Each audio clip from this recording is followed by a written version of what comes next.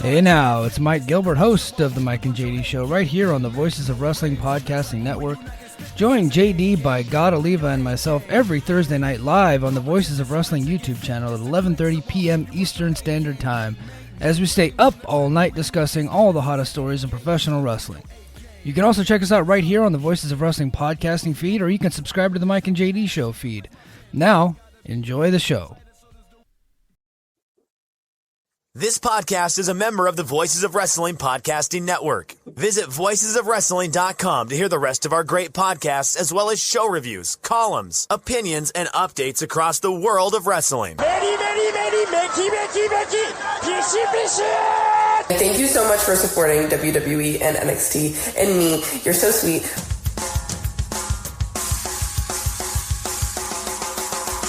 You are listening to the Flagship Podcast with your hosts, Joe Lanza. Let's pull over and have a wank, and then they pull over and have a wank, and then they do what they do, I don't know, that's, it's sex positive. Rich Prince. No offense to anybody that's listening that's a pilot or a boat captain, but you know what I mean? It's Who do you think's listening to this show, Captain Ahab?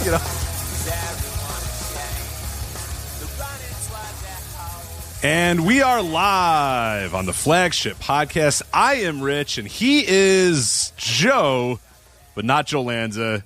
It is the one and only Joe Gagney filling in here for Joe Lanza. Joe, how's it going? How are you? Oh, it's going great, Rich. Great to be back. Big show tonight. Huge show. Oh, big show. Yeah, you adequately fit the Joe criteria, so that is good. You are also just completely all in on the March Madness going on right now, and I know I had to pull you away from... we'll do it in post. Insert what game's playing right now. I'll have the producer put whatever game is playing right now into the post. And as you know, that's a big-time game, so I'm glad you were able to pull yourself away for at least a couple minutes to come on here and help me with the Flagship. Yeah, it's very hard to pull myself away from State and the other team. And, Perfect, yes. Go team. Go. Yes. Go State. Yeah. Go you, yes. Right, yes. I love State. And Sports U. Yeah, there you go. But no, we got a lot. It's going to be a fun show here today. We have three special guests. Joe is just one of three. We have Joe Gagney starting us off here to join the show to talk about the New Japan Cup Finals, discuss John Cena's promo on Raw, and what in God's name Jeff Jarrett has to do with Acclaim video games. And you are an expert on, unfortunately an expert on Acclaim video games in some way, shape, or form due to your time hosting Joe Gagney's Fun Time Arcade. On YouTube. And the whole archives of Joe Gagney's Fun Time Arcade is still available on YouTube, correct? Yep, they're all still out there. Okay, great. Yeah, those are great. People should go back and watch those. When was the last one? A couple years ago now at this point, right? Yeah, pre-pandemic, I think. It just kind of felt like I had accomplished all I wanted to with that. Games got more complex, like things like talking about, pro wrestling on the NES or games made by Acclaim were just kind of things I always thought about and could just, write a show about pretty much off the top of my head. But then I'd find I got to find an Xbox 3 or an old Xbox so I could play Raw or what have you. It got a bit more complex. Things just kind of went away. Yeah, once you have to start talking about SmackDown versus Raw 2007 or whatever, that's not the spirit. That's not what you're going for. So anyway, that's what we're going to do here in this first hour. In hour two, the Cubs fan's going to join us from luchablog.com, preview a huge CMLL show this Friday. And try but likely fail to make sense of what the hell's going on in AAA. What feels like an evergreen topic is I'll just say, Cubs, what's going on in AAA? What's going on with Alberto El Patron today? And I'll let him take it away because there's always something going on in AAA and there's always something going on with old Alberto El Patron. And in the final hour, Charles of WrestlingPlaylist.com is going to hop in to talk about some of the newest projects he's got going on at Wrestling Playlist, as well as WWE's recent YouTube upload spree and the WWE Vault and WCW YouTube channels.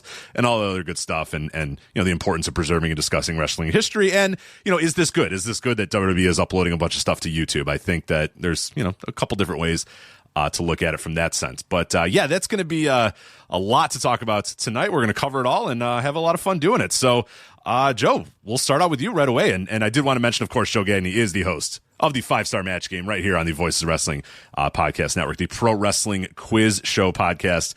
You guys, what episode are you guys into now? It's been a while in the 40s, yeah. In the 40s, yeah. And they're pretty much evergreen. Like, yeah, you can go. I mean, will some of the answers be wrong, maybe from the original show? Maybe a little bit, but I'd say for the most part, pretty damn evergreen. You can go back anytime and listen to any single one of those and have some fun with it. Yeah, things haven't really changed since the Nitro days. So, if we do a show about Nitro, it's all still there for you.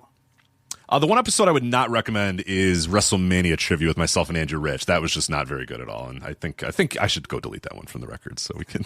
Disadvantages. I still think about that all the time. It was like, I think I blew it on like the locations of every WrestleMania. Like I didn't feel confident enough to just say every location, but immediately afterwards, I'm like, I know every location like in the order that they happen. Why did I not just say I know all of them? Just do it. And now, sometimes I'll wake up in a flop sweat at 2 a.m.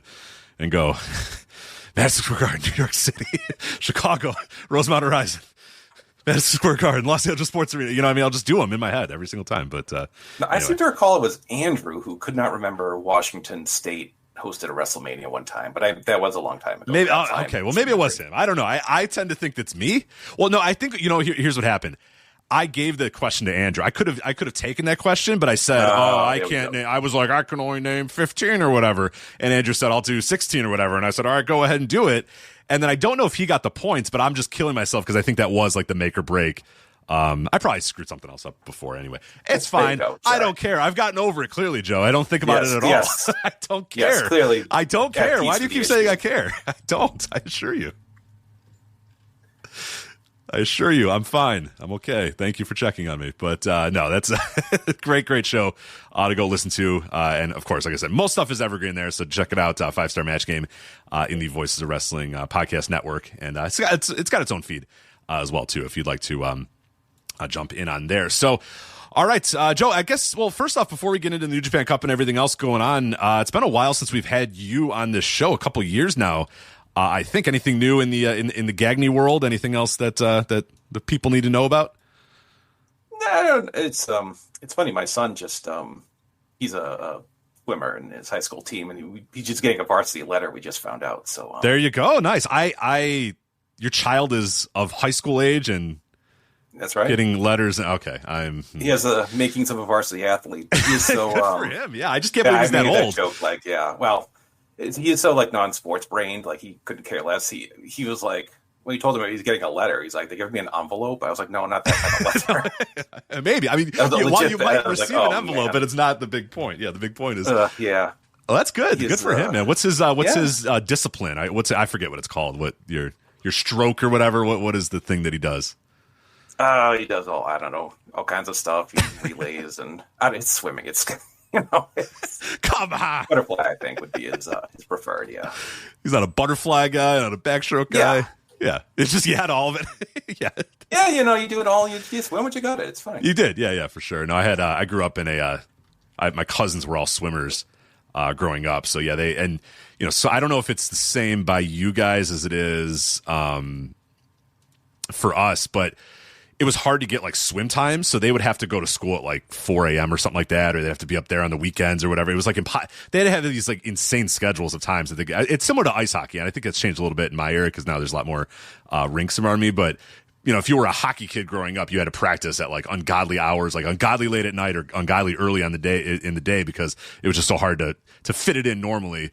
But I don't know, is that the case with your son, or is he able to just swim after school or whatever? No, if you had to be there at 4, like I can barely get him out of bed. He would no longer have the makings of a varsity athlete. No, he would not. No, there was a nearby college. They had access to a pool, so it was just after school, go swim for an hour and a half, and then do that, and then meets all over the state and whatnot. But that's fine. Well, good for him. Yeah, that's good stuff. So hopefully he is enjoying it, and he gets his letter there. So all right, let's get into it here. Let's talk about the New Japan Cup. We'll start out there. Obviously, they had their finals today. The New Japan Cup finals wrapped up with a show that obviously main evented by the New Japan Cup finals of David Finlay and Shota Umino. Before we get into a review of that match itself and the result and everything going on, leading us up to Sakura Genesis. What do you think of the New Japan Cup in total? I think you mentioned to me earlier in the week that you had basically, have you seen every New Japan Cup match in the 2025 tournament? I had indeed, yes. So what do you think overall of the tournament? Because I have there was some good, some bad, some in between. So what do you think in totality of the New Japan Cup? Yeah, I think early on there were a couple early round matches that were, you could recommend, like, check these out. A lot of them were just kind of like there, and it's like, all right, well, that happened. And I thought the tournament got a lot better. It's gotten to focus. I think that show on Saturday that had the 4 matches all back to back with the title match, I thought that was a really good show. I was like, wow, I was like really happy. After that, the semis, one was good, one was not, and then I thought the finals ended very well today. So kind of up and down. It's just it's what the New Japan Cup is. It's you'll see some good stuff, and hopefully a good finals. That's about all you can hope for. Yeah, I think the New Japan Cup always, and Joe and I talked about this a little bit last week, is it a lot of times on paper you look at it and go like, oh man, this is gonna be great. Like this is gonna, and it's never quite that, especially in the early rounds. It's never quite what you imagine in the early rounds. And the matchups that you're thinking, oh man, it's like this guy and this guy are gonna win in the first round match, and then we're gonna get this in the second round. That's gonna be great. More times than not, you don't get that. More times than not, you get some sort of upsets, pretty early on, or you get very angle heavy early rounds. But usually it kind of all comes out in the wash towards the quarterfinals and the semifinals and the finals. And I think that's, again, exactly what the 2025 New Japan Cup was, because, Joe and I were very down on it last week because we were just kind of slogging through these early rounds and nothing was really happening. But I'm with you. It really started, I think, to pick up steam once you got the House of Torture guys out. Obviously, I think that certainly helped to move things along a little bit. And yeah, once you got down to having, Zack Sabre Jr. and David Finlay and those kind of guys, go deep and start having, really good matches. Like, I thought Zack Sabre Jr. had a really, really good tournament, overall. I thought David Finlay had a phenomenal tournament overall. I think Yuya Uemura showed himself to definitely be somebody to look at in the future. And then Shingo. I mean, it's hard to, not be, or hard to not get some good stuff out of Shingo. But I think the guy that I want to talk about a little bit here, and it'll kind of lead us into the main event, is Shota Umino, who obviously gets to the finals. Now, the way he gets there is, and the way he kind of starts this whole New Japan Cup is, he shaves his head, and we kind of assume, at least on the Flagship, we assume this. I don't know if you had the same idea here, is that when Shota loses to Great O'Khan and shaves his head after the match, our idea was, oh, okay, what they're going to do here is Shota's going to just, don the black trunks, go into openers, really build himself back up, like start from the bottom and work his way back up, and the fans will eventually rally behind him and get there. And as we started to notice in this New Japan Cup, when he gets a bye and then he wins and then he wins and he wins and he wins, and it was like, okay, well, that's not exactly the story they're doing here. They're just going to have him, shave his head, get his new gear, have a little bit of a different working style, not come out through the crowd, come out through the curtain, and then he's just going to kind of make it to the finals of the New Japan Cup. Now, what do you think ultimately of the story of Shota Umino? Because I think I kind of switched on it over the last couple of days, and I'm a little bit more positive on it now than I was a couple days ago. But where are you with the Shota Umino story? Did you want it to be a little bit more of the guy that starts from the bottom and works his way up, or were you okay with the way that they did it? I mean, I was intrigued by the guy who works his way back up. I think that's different. You don't really see that. We tried to come up with kind of other similar situations, and there really weren't any. There are situations like, I know Inoki one time shaved his head and I think worked openers, but that was due to a scandal, not just, he wasn't doing jobs. He wasn't doing a bunch of jobs and being like, well, I gotta restart here. And there were nothing really analogous to that. I thought it would have been an interesting way. It would have been a way to, slowly build him back up and see what you have. And they didn't do that. They just had him kind of keep, get close and not succeed again. So I was a little, I didn't think that was like super, but now I'm kind of curious about where I think that some pieces are falling into place. I think they could put him in an interesting spot going forward because, I saw him with his new look. I'm like, well, he just looks like Hakushi, without the body paint and aura of any kind. But, I thought he has up and downs in the tournament, but, it sounds like he's going to wrestle Tanahashi at the next big show. And, I think there's a couple interesting ways it can go. Because at the end, Finlay didn't, he said, like, you got to be like me. So, and kind of gave him a pat on the shoulder. So I'm just wondering where that goes, whether, I think there are a bunch of interesting ways they can go. So I feel a bit better about it than I did when it started. Yeah, me too. Yeah, when he first, got back into got into the tournament, and then he won his first match, and I was just like, oh, that's not at all what I thought we were going to get here. And I guess that was a little bit of, not necessarily fantasy booking, but I guess sort of fantasy booking, or at least booking in our head, or getting disappointed at something that they never told us that was going to be the story. I just think a lot of us, and I myself very much included, figure that was going to be the story, and it wasn't, and that's okay. And once I kind of came to understanding that that's not the story they're telling, that's not exactly what the plan is, I started to get it a little bit more. But then the tournament started, and then he wasn't very good. He was kind of being crummy again, and I'm like, oh man, this is just like he has his big white pants. Like you said, he looks like Hakushi. He has, still no charisma, still no fire, still nothing. It's still not quite working. And I'm watching these boring matches, and I'm like, man, I don't know. This is just still, they think there's something here, and I just don't think there's anything here. But I will say, as the tournament went on, particularly in the finals, I thought he was very good in that final match. Now, obviously, as you mentioned, David Finlay wins the match. David Finlay is going to go on to Sakura Genesis to face Hiroki Goto for the IWGP World Heavyweight Championship. We'll talk about that in a little bit. But as far as the match itself, I really thought that this was one of the best performances I've seen of Umino, non-Ospreay division. We'll just throw the Ospreay match out there. That clearly was a one-of-one. We're probably not going to see that ever again from him. But compared to where he was just a couple of months ago at the Tokyo Dome, and where he was in that match against Zack Sabre Jr., what we saw here, I could get to this. Could work. This Shota Umino could work. He's obviously got himself in tremendous shape. He's big. He's muscular.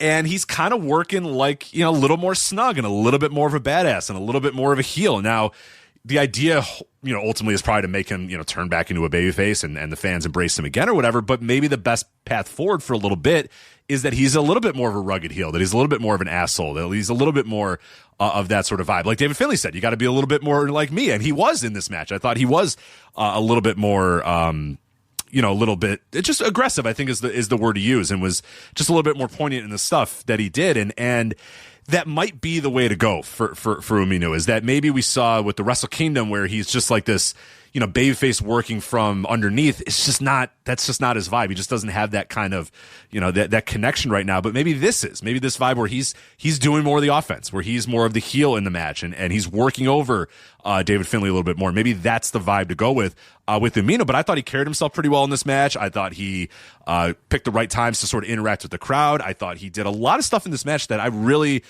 been wanting from Umino for a long time, that I really, in this match in particular, I saw, and I was like, okay, this is the building blocks. You can work with this. This can get you where you need to be with Umino, where after Wrestle Kingdom, it was like, there's nothing. This guy's off. This guy's terrible. It's never going to work. Did you have kind of a similar vibe after the match too, where you came away a little bit more impressed? It's so funny. Chris Charlton was talking about certain voices. I know. Hold on. Intelligentsia. I heard that do too. Nothing right. I heard that too. Hey, Chris, if you want to use us to get your stories over, that's fine. I don't care. It's good. But yeah, he said the word voices a lot. I would note that the word voices. I wonder who that's about. Certain voices keep saying Umino can do nothing right. Hold on a minute, Chris. I see you. I hear you. Yeah. It's all right. That was. I would like to note I have been name dropped too during a New Japan show. Unfortunately, it was during a House of Torture entrance, not even the match. It was their entrance. I'm like, well, no one watched that. Oh, what was the reference? I don't even remember the reference. I posted some fact on Twitter about some circumstance about a title shot, and Kevin Kelly mentioned it, and I even missed it till someone in the Discord said, like, oh, Joe Gagnon got mentioned. I was like, I did? Like, oh, okay, House of Torture entrance. Like, oh, that's a real not tree falling in the woods scenario. Not the most glamorous spot to be in, but hey, a spot nonetheless. Nevertheless, but I thought Umino was up and down the tournament. I didn't like his early round matches. I liked the Cobb match a lot. I thought yes, that was really good. And with the Shingo match he had in the semis, I thought it had a really good finish, but it was really boring for like the first good chunk of it here too. But this was one of those matches where they announced 20 minutes had gone, and you're like, really? Like, oh my god, he was so much more engaging than he normally was. He wasn't like, laying there like a lump at times there too. He was a lot more aggressive. I thought his offense looked good, and the last couple of minutes were just outstanding. Super stuff. Yeah, just so good. So, we'll see where this we'll see where it shakes out, but I'm needle is pointing upwards for me. Definitely. Yeah. And that finishing sequence, because I've seen some people that didn't love the match in totality, and I get that. It was very slow moving at the beginning, but I liked the way that they were developing the match. I liked the way that they were building it up, and I liked, Ominu focusing on Finley's knees and arm, and Finley focusing on different body parts for Shota Umino. So like it all, I didn't mind that. It was, to me, it was a little bit more engaging than I assumed it would be. Like if you told me, hey, you're going to get 20 minutes of Uminu and Finley, grappling. If you told me from 8 months ago, hey, that's what you're going to get, is you're going to get slow, methodical work from Uminu and Finley for 20 minutes, and you're going to like it, I'd be like, you sure? I don't know about that, but I did in this case. I really did. But then the last 5 minutes or so are phenomenal, and really the spot that everyone's going to remember if you watch this match was Finley. I think he was going for some sort of spear or something like that, and Umino just gets a knee up, and oh my god, I didn't watch it back. I haven't seen like if it was just like perfectly landed or worked, just unbelievably, but Finley looks like his head literally just comes off. Like Umino knees him right in the head, probably the shoulder, but it looks like it's right in the head. And Finley just goes flying to the other side of the ring, and the crowd just goes, oh! Charlton and Walker just go nuts, and they scream, and it's like, holy crap. And then from that point forward, they basically go balls to the wall for the next 5 straight minutes and do a lot of different, reversal sequences, some really good kickouts. Finley with one of the best 2.99 kickouts you're ever going to see. And just, a lot of really, really fun work. And the crowd was, this is a crowd that rejected this guy. I mean, Umino, if you think about this, a couple months ago, this guy walked into the Tokyo Dome, and people were like, fuck this. No, this is not the guy. This is not who we want. This is not what, this doesn't work for us. And didn't even give him a chance. Didn't even let him, have a chance in that match. And even if he did have a chance in the match, he kind of blew it too, because it wasn't a very good match with Zack Sabre Jr. But they basically came in and with arms crossed, saying, this guy does not belong here. He doesn't deserve this. We don't like him, and we're going to let you know we don't like him. And by New Japan's work and his work and what I thought was a pretty good tournament, overall, he got them in. They were counting out these pinfalls. They wanted Uminu to win, and that's to get that sort of turnaround so quickly from a guy just outwardly rejected to now the crowd. They're not, I don't think they're 100% on his side, but there was enough people on his side, and that's a testament at least to what they've done here with him sort of repackaging. We maybe thought it was going to be a complete like overhaul, and instead it's kind of a repackage, but it's working. I think, like you said, arrow pointing up is probably the best way to put it. I'm not ready to say, hey, next year this guy's got to be in the Tokyo Dome main event, but I'm ready to say the arrow is pointing up when it was looking like it was as far down as you could possibly get, on January 4th. Yeah, I mean, people were cheering for Finley when the match started. Like the lead heel of the promotion was getting, even the announcers had to acknowledge, like, oh, a lot of people for Umino, but I think slightly more for Finley, and he got him at the end. He got him. He did. Yeah, it's a testament to him. So maybe he's finally figuring it out a little bit, and he's still stupid young too. So there's still definitely some possibilities there. But let's go on to David Finley wins the match. Obviously, he is the New Japan Cup winner. The big story and the big news now would be April 5th, Sakura Genesis, Hiroki Goto versus David Finley, IWGP World Heavyweight Championship. Now, this Goto title reign, I love it. I imagine, I haven't talked to you about it, but I cannot imagine that you have not loved the Hiroki Goto title reign. What have you thought of it so far?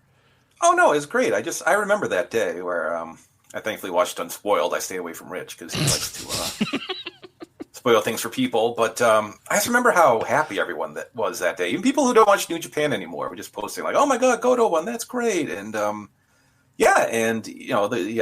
Tanahashi match, the Nagata match we'll talk about were good, solid matches, and business is upticking a bit. It seems like people are into this, and the question is, what do you do? What would you do, Rich? I don't know. I'm very conflicted on it because I think the Hiroki Goto reign has been phenomenal. I think it's been really, really fun. And it feels, in a way, it kind of feels detached from the rest of the company, but I mean that in a good way. It's like you have all the rest of the company, and there's a lot of, inner workings of Hantai joining with, just 4 guys joining Hantai, and Hantai's growing, and Chaos has been dissolved, and it's now a part of Hantai, and the House of Torture, what's going on with the House of Torture and the War Dogs and Bullet Club and all that, and there's all these sort of things, and then that all happens on the undercard, and then, like, the main event happens, and it's like Hiroki Goto versus another guy. And sometimes that guy's old. You know what I mean? Sometimes that guy is Yuji Nagata. And sometimes that guy is Satoshi Tanahashi. And sometimes that guy is just who I... And it's just Hiroki Goto comes out there, and everyone's just so delighted and so happy. And he gets these huge pops. And like you said, the business is being pretty good. And then he goes out there and he has a pretty damn good match. And everybody just kind of goes home happy. And it's like, it's just this like beautiful calming, fun palate cleanser at the end of every New Japan show. No matter what happens on the rest of the show, you're getting Goto, and he's going to have a fun match in the main event. And I'm conflicted because obviously David Finlay wins the New Japan Cup. David Finlay feels like he's a part of the biggest storyline in the company. David Finlay feels like a guy who's about ready to be at that point, to win the championship and be, in that main event point. And if you're going to do it, now's a good time to do it, a trial run it and see how it goes before you get into the G1 and you decide what you're going to do for Wrestle Kingdom or whatever. But with that said, it's like, I feel like there's more to this Goto title reign, right? I feel like you could do a little bit more with this. I don't know. I'm not ready. Like, I think it's weird because it's like business-wise and booking-wise and all that sort of stuff. It makes sense to move it to Finlay. But I'm just so much enjoying this Hiroki Goto title reign that I'm not ready for him to lose it. Yeah, the thing with the Goto title reign is I don't know how long of a shelf life it has. We're all having fun right now. Is there good? Do you want him beating the younger guys? Like, it's fine. He's beating Tanahashi and Nagata. There's no harm there. Do you want him beating, a David Finlay at this point? Is that counterproductive? I'm at the point. I think I would move it to Finlay. I think it's time. Goto, he did it. He did it. He had some really fun defenses. It's a great story. I think it's time to move on. Put it on Finlay, and then you can have the young guys. All the young guys chase him all the way up to the Dome. And I think that's the move. And it's going to kill me when he loses. I'm not going to. I'll be like, geez, But I think that's ultimately the right move. It's good for heat. I mean, if the idea is, and we know old Memphis Gato, man, he loves himself some heat.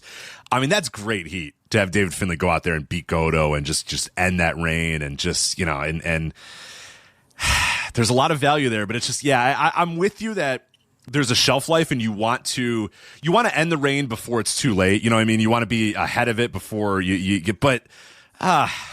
It's going to be, like you said, I'm going to be devastated when Goto loses because it's just so much fun and the crowd seems so invested in it. But you're right. There's definitely a shelf life to it.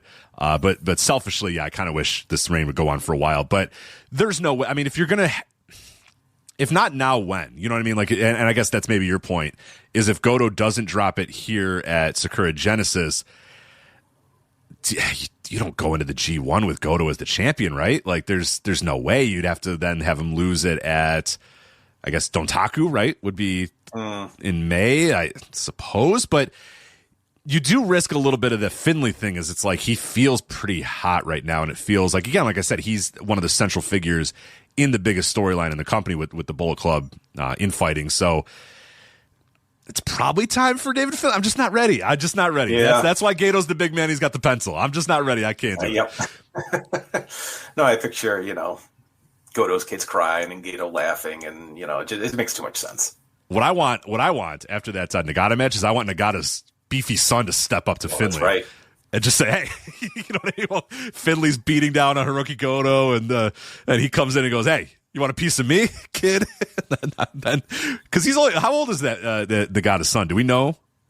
I'm not sure about that. Is he of wrestling age yet, or non-stardom, non-Joshi division? Is he of New Japan Pro Wrestling fighting age? I don't know. You look pretty close to it, if not. He did. It's funny. Nagata's brother was, I think, an Olympic silver medalist in wrestling, and I was always waiting for him to come in and team with Yuji, but never ever happened. But hey, maybe we can get father and son, if not brother and brother. I'm trying to see here. I got his name here, but I don't. An age is not listed. Maybe the chat room will let us know. Okay, 1 year ago they said he's 14, so he's 15. So. All right, a little ways to go. You know what? Screw it.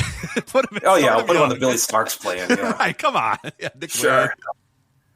What else is he going to do in his life? This is it. You know what I mean? Like, I guess the Olympics or stuff like that, I suppose. Fine, whatever. But if it was Inoki, I think Inoki would have him step up to Finlay right away. But that was a lot of fun, that match too. We'll briefly jump back to that. Yuji Nagata versus Hiroki Goto. Nagata's just, he could still go, man. You know what I mean? Like, he's still. When is Nagata going to get his title? No, I'm kidding. He's not going to get a title ring. But did you find that match as fun as I did? Because I really enjoyed it. Absolutely. Yeah, and I thought the commentary was really good because it kind of pulled in. I was kind of like, what's the draw here? But they said, Nagata was a champ during the down period of New Japan and not a fondly remembered time. And he talked about, he wants to be part of this and all this and one last chance. This might be it. And I would I was into the match, but that pulled me in even more. more so. Like good commentary job. And it's just, it was a Goto Nagata match, not their best, but it wasn't like Old Timers Day at Yankee Stadium. It was still a good, hard hitting match, and and they didn't go too long. It was pretty perfect in that regard. So another enjoyable match, and Nagata, who broke my heart when he had that Yankees sweatshirt when he. Do you think he's actually a Yankees fan, or do you think he's just likes the logo or something? I don't know. I could kind of see that too. I mean, geez, why not be a Dodgers fan? Yeah, Yankees is a weird one. Maybe so many of his countrymen are on that team, like the Yankees. I don't know. Well, maybe he became maybe during the Hideki Arabu days, he became a Yankees fan, right? Like, you never know. Because he's old enough. He doesn't give a shit about Shohei Ohtani, but he probably gave a shit about Hideki Arabu and what's his face? Who was the power hitter? Matsui? Matsui? Yeah. Was it Kaz Matsui, or what was it? What was his name? Oh no, I forget. There was a Kaz. Oh, Kaz Matsui was the Mets guy. That's right. Okay. Was it Hideki Matsui? Who was Hideki Matsui, I think, is the Yankees slugger or whatever. Yeah, that's more of his age, so maybe that's why he's a Yankees fan. Because the Yankees did have, they kind of cornered the market there for a little while. So you think he'd be a Braves fan from his time in WCW Superstation, because that's all he could watch at the hotel or the apartment complex. Well, he's at the games. He's in town for Atlanta. That's true. That would be pretty awesome if he was a Braves fan. I do like the idea that he's just like a hardcore Yankees fan that's just like arguing with people on Facebook or whatever about Alex Verdugo. He's like, I think it's a mistake that we're not signing Alex Verdugo. I think he could get some good at bats for us and stuff. So. Yeah, Don Mattingly is a first ballot Hall of Famer. right. That wouldn't put it past him. That sounds pretty cool. You know what I mean? That kind of does. Or maybe just a guy that's at the at a bar, asks them to put baseball on, and they're like, yeah, fine, whatever, and just kind of sits there and watches his Yankees play with his little sweater and stuff. It'd be incredible. But so I looked it up. Combined age 101 years. Oof. I cannot imagine there's a better match with 101 combined years out there. Right? Like that. Yeah. That's tough. You need both guys, at that 50-year mark. That's asking a lot. So that's definitely a good one. Yeah, and Nagata took way more bumps than I thought he would too, and that's kind of the thing that I'm always amazed about with Nagata, where you get guys like Kojima, who these days, if you're locked in on MLW, which I know you are, Joe, so I won't even ask you. I know you're just all in on MLW, but Kojima goes out there and he does absolutely nothing. He takes no bumps, he chops, he just nothing. He just takes no bumps. He knows exactly what he needs to do for ML fucking W, and he does it. And here's Nagata taking big bumps on the back of his head and on his neck, and it's like, brother, man, you're old as hell. What are you doing? But he's fine. He's ageless in a lot of ways. And he still goes out there and busts his ass. And he had those great matches. What was it, last year, 2 years ago with Yuma Anzai. And it's like, this guy still has some reps in him. He really does. And I think that's pretty remarkable given how much of my life I've been watching Yuji Nagata wrestle. The fact that he's still as good as he is at the age he is pretty much. You mentioned WCW. I mean, I was watching this guy in 1987, for God's sakes. And it's like, I'm still watching him in 2025. And he's as good, if not better than ever. And that's pretty remarkable. Yeah, and speaking of Kojima, he was on this show. He wrestled Tanahashi, and they had a 7-minute match, but they crammed everything in. This was like a sprint by their standards. It was a TV match that got cut for time, so they're like, well, we're just cramming everything in, and it was way better than I thought. So Tanahashi. After that Makabe match, I was like, is it take the keys from grandpa kind of moment? But I think they might have figured it out. Maybe this is the plan forward. Is Tanahashi, you get 7 or 8 minutes. Just go out there and do a lot of stuff for 7 or 8 minutes. Because I agree, that match flew by. When it was going on, I was like, this is really good. And I'm like, how long has this been? And it's only 5 minutes or whatever. I'm like, oh, okay, cool. They're doing a lot here in 5 minutes. It's one of those matches that I thought was longer.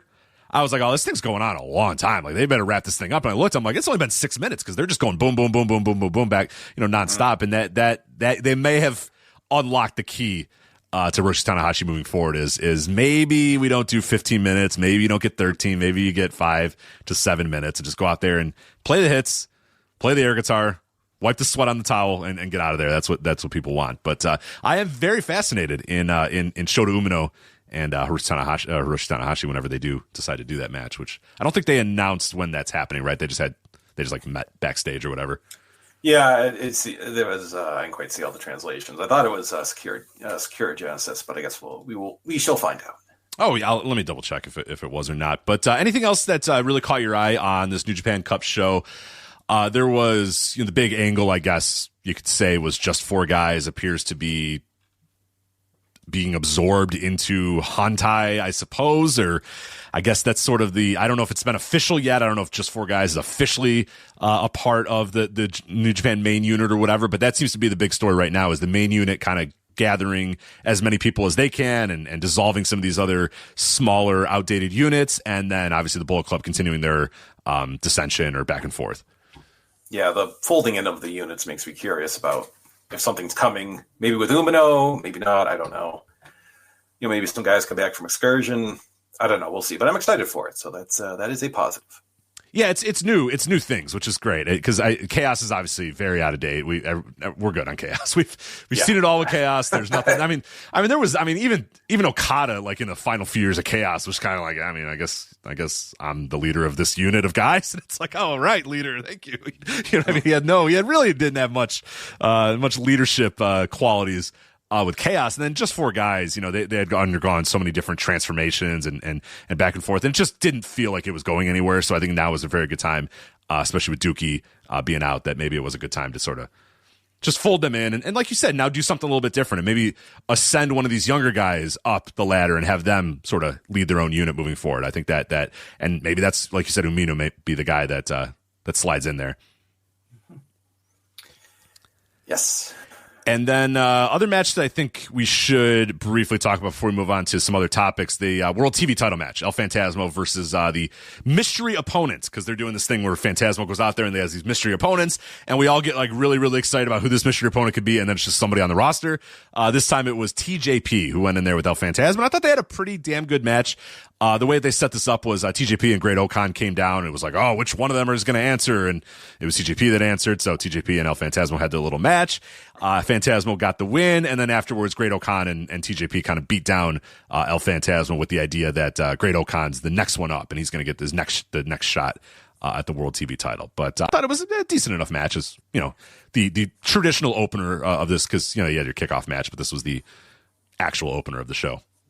Yeah, I thought the little fake out of who's going to challenge him was interesting. Although I figured it always comes down to Okan, because he eliminated him from the tournament. So I figured, all right, the TV title match will come from that, which looks like where we're headed. I actually think the Okan would be a pretty darn good. I don't know. I have visions of him with the TV title. Like that might force him to pick up the pace a little bit with the shortened time limits. Yeah. So I think I think Phantasmo's done okay with the belt, but I wouldn't mind moving to Okan.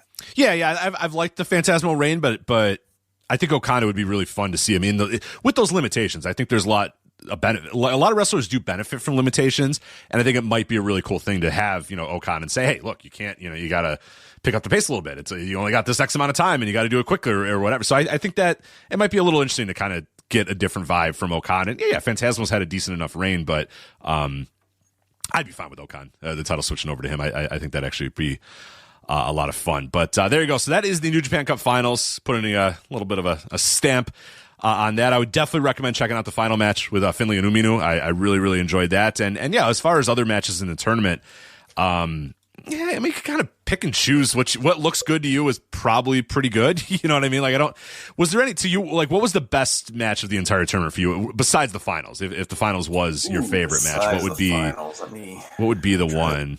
I'm trying to think back from that. Honestly, go check out last Saturday's show. I'll check out the date. It had the 4 matches back to back. Everything went pretty quick, and it ended with a title match. I thought that was a really strong showing overall. Like I said, once the tournament got more focused, things really picked up. Yeah, I liked Umino and Cobb a lot. I think Umino and Cobb might be my second favorite match of the entire tournament. Drilla and Shingo was pretty fun too.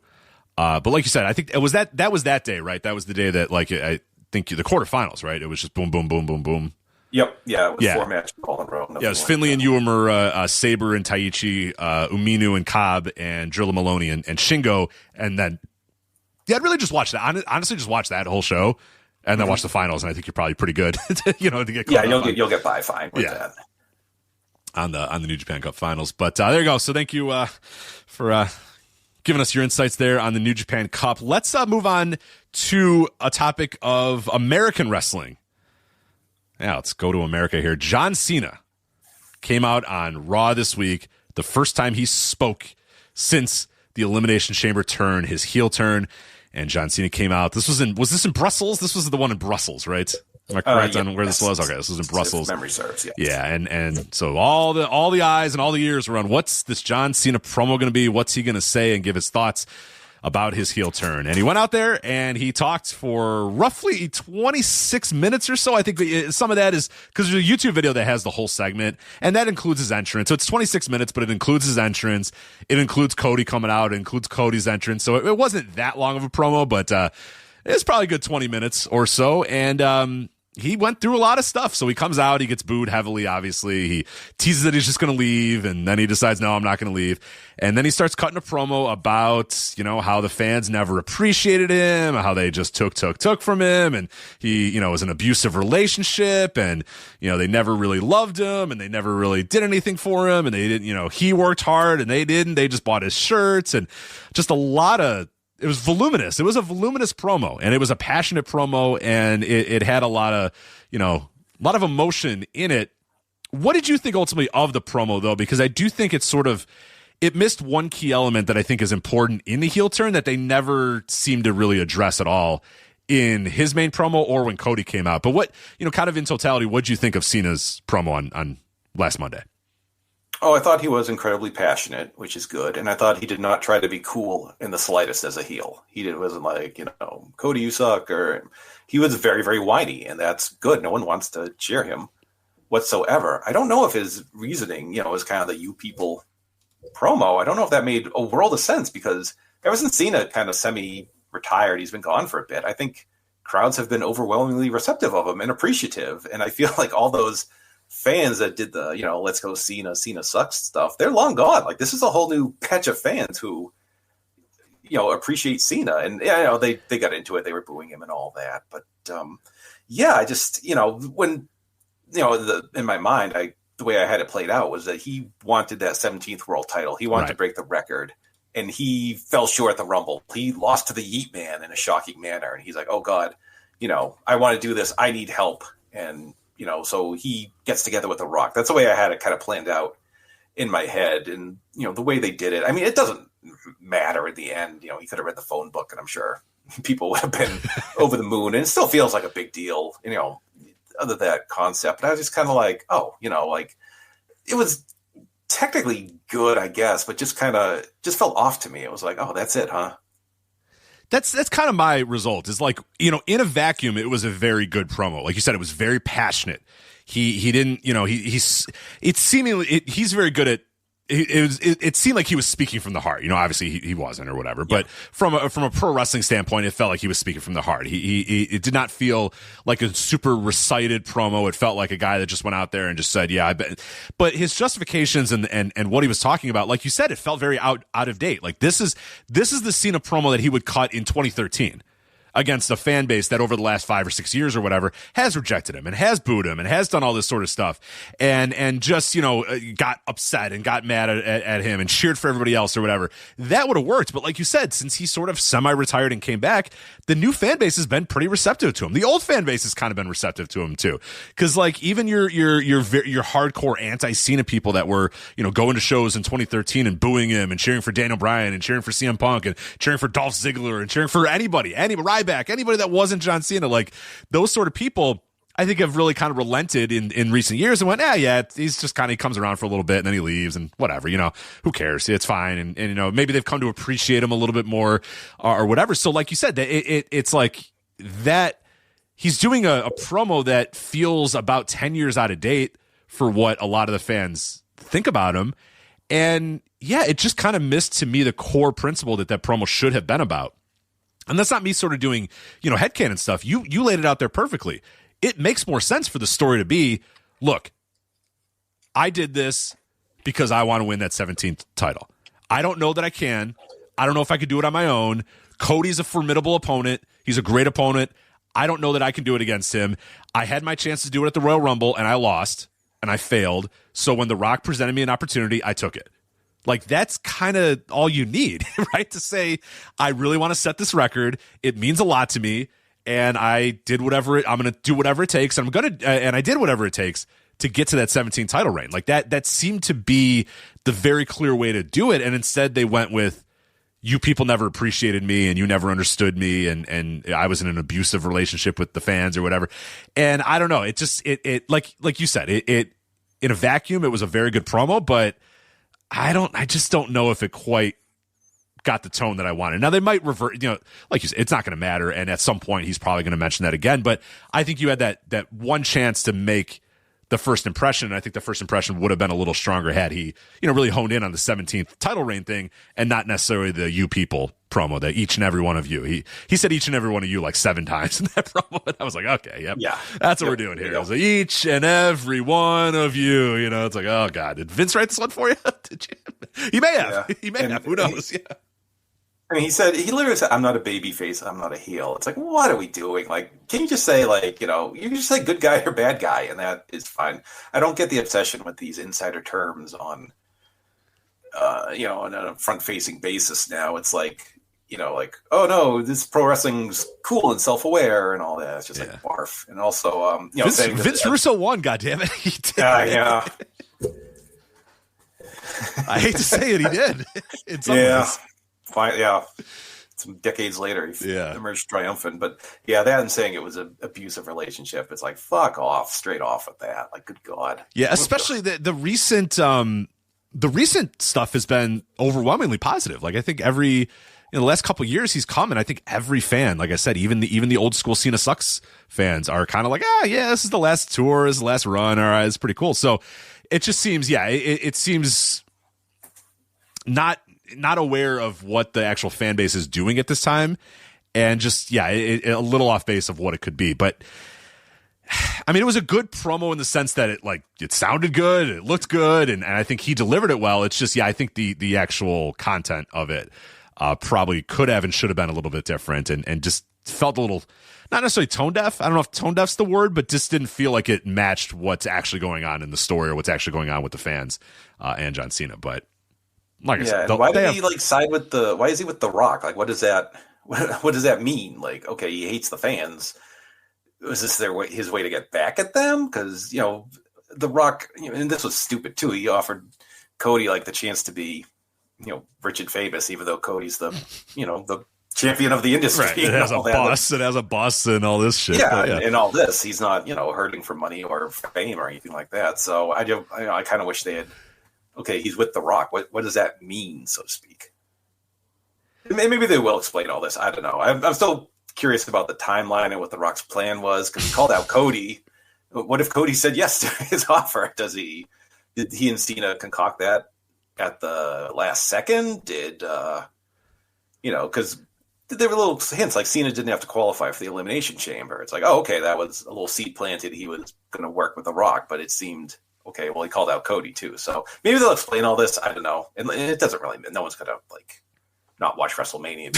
Right. It's just us. I don't know. Yeah, no, it's just us. It's just us that give a shit. But the Rock thing is interesting too, because as far as I recall, he didn't mention a thing about The Rock. Right? He didn't mention the name The Rock. He didn't utter the name. Yeah, it's curious, right? Like, because the whole what then was he offered? Like, why did he? Yeah, like you said, why did he side with The Rock? Just so he could kick Cody in the nuts and then say like, "Hey, let's go to WrestleMania." Because that's such all we have so far. Is he kicked him in the nuts and said, "All right, let's fight at WrestleMania." It's like, okay, but yeah, the fact that The Rock has not been involved in any of the story and wasn't mentioned is definitely curious and interesting. And I thought Cody. I will say I don't think Cody did very well on Raw, because he just kind of came out and Cena said something and he just went, enough, I've heard enough, and I'm just like, all right, what?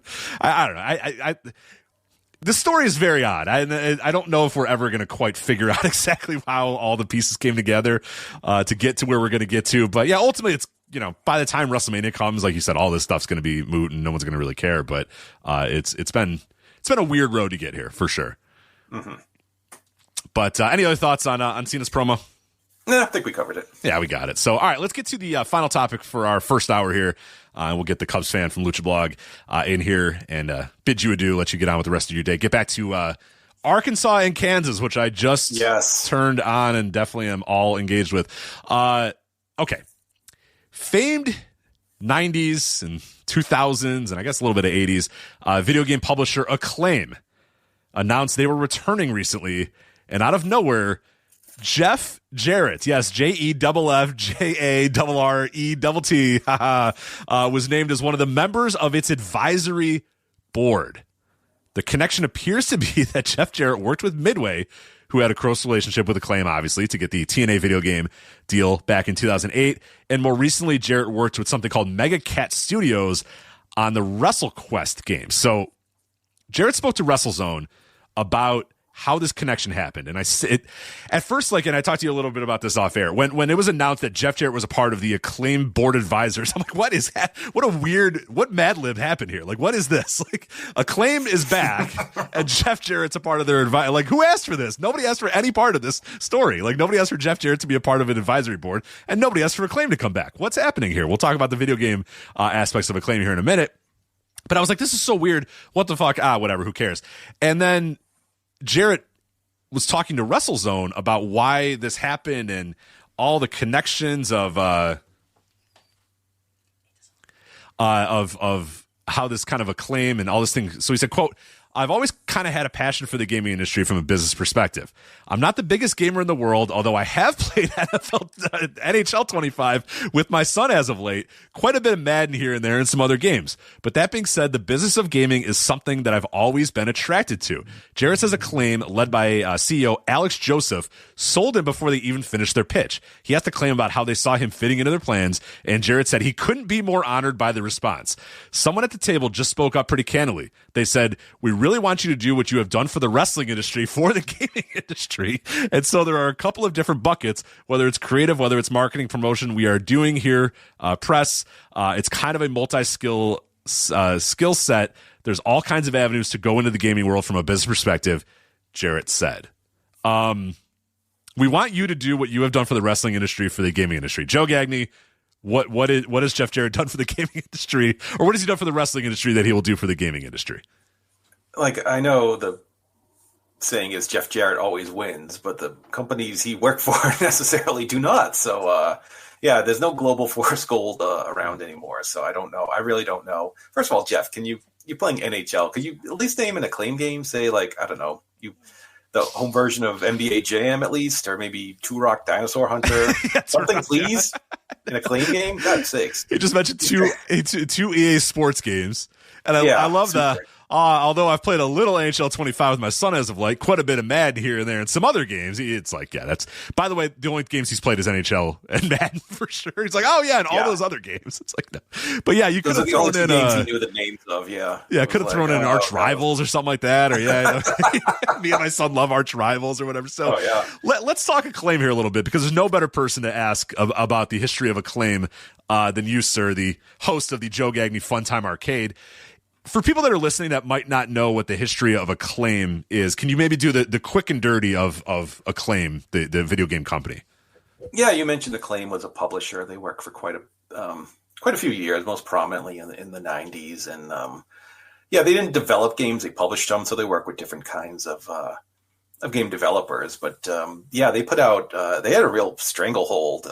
If you consider LJN, which I believe was a subsidiary of theirs, they had the WWF home license for about a decade at least, from the I think the first WrestleMania game in like '89 all the way through probably Attitude, and they put out several wrestling games after that. They moved on to ECW, and then Legends of Wrestling. Legends of Wrestling. Yeah. So I mean, they put out a lot of games, and most of them not very good.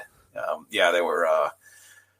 You were just kind of at their mercy for a long, long time if you wanted a good experience at home. You just want to, leg drop someone as Hulk Hogan, and that could be quite a bit of a challenge.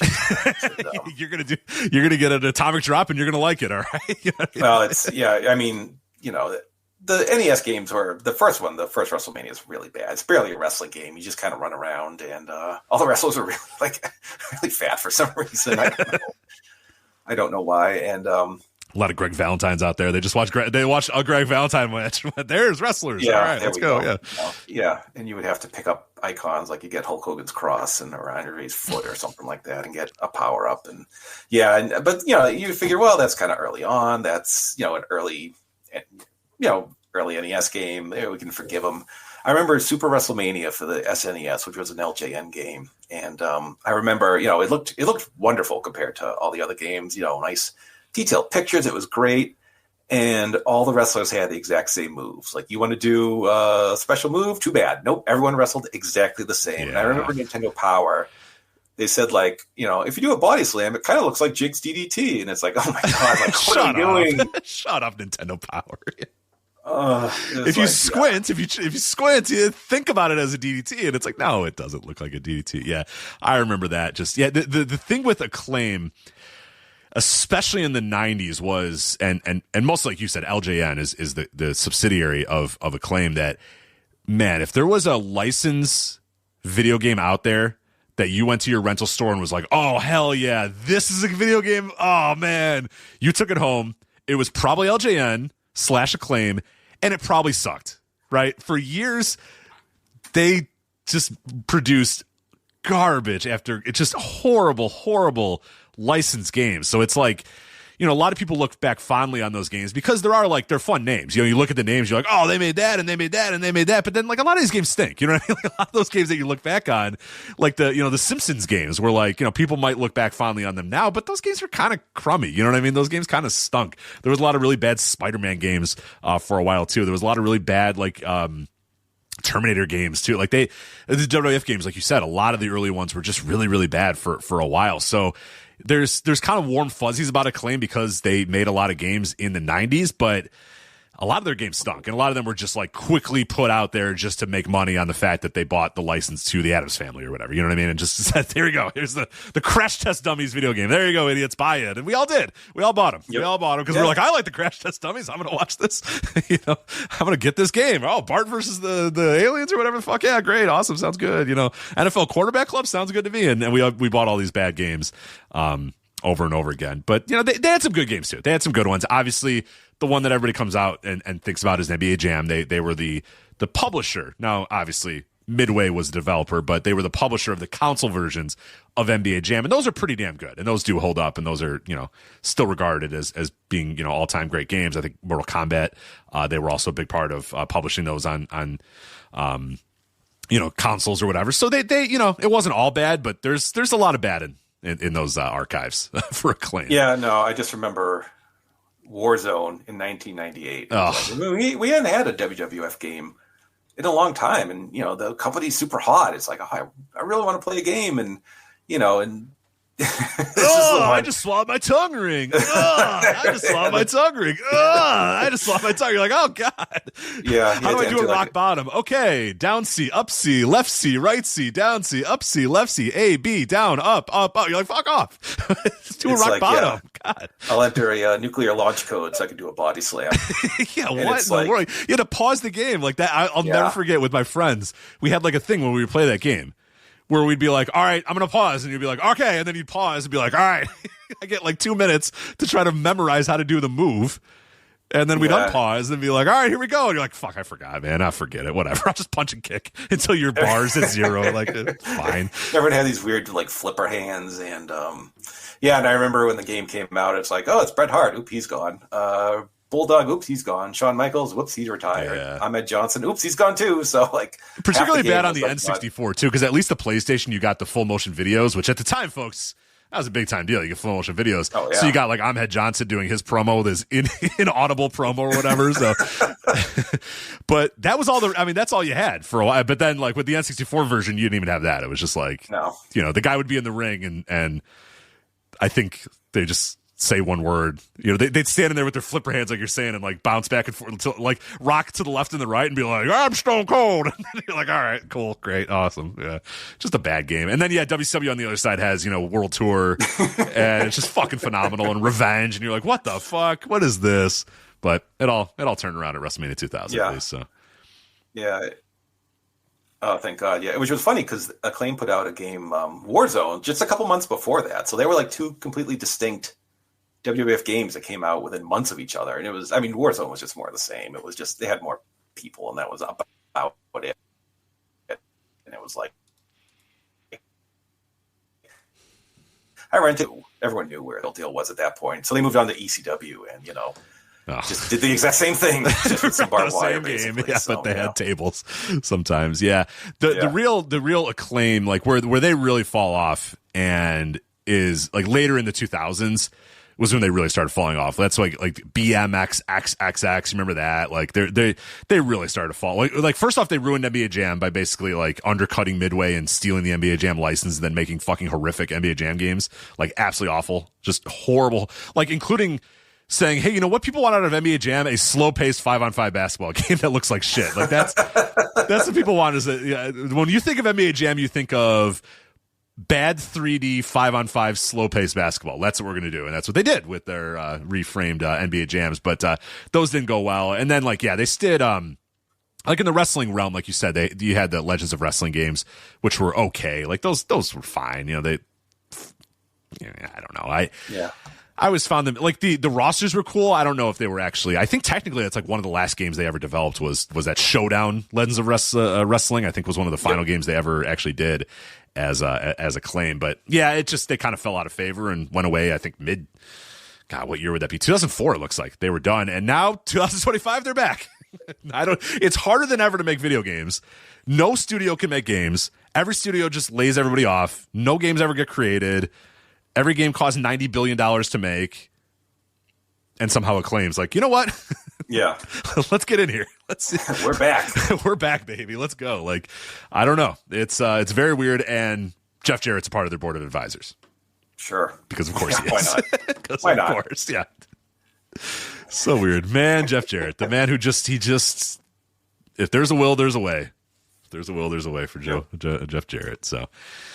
All right. Joe, I think we are just about out of time. Anything else you want to get off your chest, or any plugs you want to get out of the way here before we let you go? No, 5-star match game, as referenced earlier, the Pro Wrestling Trivia podcast there. It's a lot of your favorites from this website and around the internet, answering wrestling trivia. The shows are all pretty evergreen. It's a ton of fun. Check it out. And yeah, that's about it. And I was just going to say, I'm like MJF because I saw the card tonight, and I was like, "Put me on first, brother, because I want that hot crowd to start, and I'm getting out of here before so I have to follow what's to come." Yeah, so let Cubs deal with the bored crowd, and that's good. But I want to thank you so much for jumping on here, being a replacement Joe for us. Again, 5-star match game.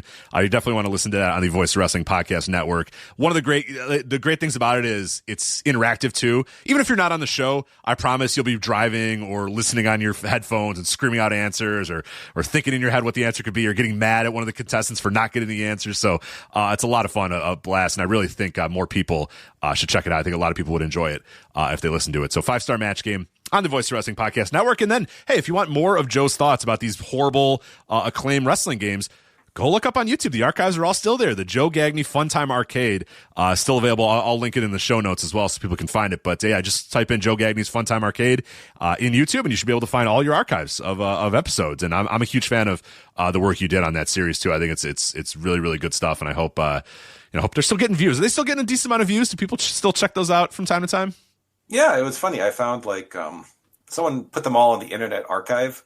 I'm like, oh, hell yeah. There you go. You're a part of history forever. Yeah. Yeah, I appreciate that. They're all on YouTube. They're all still out there, but thanks.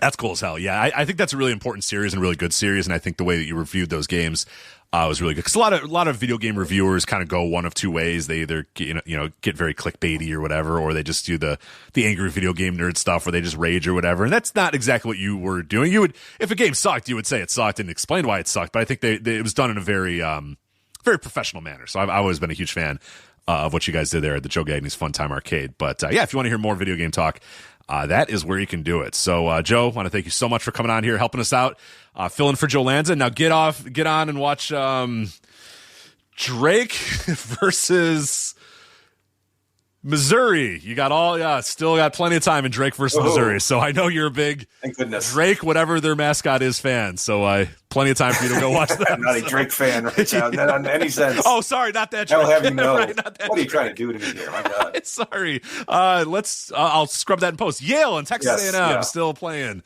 I know you're a big Yale fan, right? In the Northeast. I think everybody in the Northeast loves their routine. Okay, I'm going to go. All right, Joe, I want to thank you so much for coming out here. Appreciate it.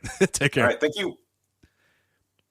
All right, folks, we are going to take a quick break, and we'll be back with a Cubs fan from luchablog.com. All right, we're back here, hour 2 of the Flagship. No Joe Lanza, but that is okay because we had a replacement Joe in hour 1, Joe Gagney, and now we have a very, very suitable replacement here for hour number 2. It is from luchablog.com, the Cubs fan. What's going on, Cubs? How are you? I'm good. Thanks for having me on. Absolutely. Thanks for coming on here. And this is a perfect timing because we have AAA added again. Alberto added again to classic, timeless, evergreen things that no matter what, it feels like no matter what over the last 20 years, if you wanted it, well, not necessarily 20 years for Alberto, but at least for the last 20 years, AAA is the gift that keeps on giving. And Alberto over the last 10 years has been very, not good. Good's probably not the right word, but very forthcoming with things that you can talk about with that man and what he's up to these days. But we'll get to that in a little bit. We're going to start off first with a big-time CMLL show this Friday. Now, again, luchablog.com, where you can go for the previews and all that other stuff covering Lucha, the best English-language Lucha site on the planet, luchablog.com. What do we have in store for this Friday? This is a pretty big show. It's in Arena, Mexico. It's their annual show where you have the tag team match in the semi-main event, and then the winners go on to face each other in a mask versus mask match, which is always a blast. But, is this one, as far as your buzzometer for this year's, big, and how do you pronounce the show? I'm going to say it wrong, and I'm just a terrible gringo, so I'm just going to say it horrible. But how do you say the name of the show? It's Homina dos Leandes. Okay. What are we gonna? We'll call it H2L. Right? Let's do that because nobody needs to hear me mispronounce it a bunch of times. Nobody needs, But if you want to say it, go ahead. I'm just gonna call it H2L moving forward. But this is their H2L show coming up this Friday at Arena Mexico. What's kind of the buzz around this particular one? Is there a lot of buzz for this one? Is it kind of middle? Like where are you at with this one? Because annually this is a pretty big show for CMLL. Every single year. Where are you at with this one? Well, I would say kind of in the middle. It's because it's 4 names. It's going to be a mass match, but it's not like the top 20 guy names involved. These are guys who kind of in like the second or third level involved in this mass match. And so it'll be a big deal for whoever loses, but it's not a top line mask. It's not a top line here. It's some guys who are okay, but are never that exciting, and some guys that are exciting, but because of the format, you don't know if you're going to actually get the mass match you want to see out. Mm-hmm. Yeah, so we should say that the semi-main event tag match is Esfinge and Valiente versus Star Jr. and Zandokan Jr.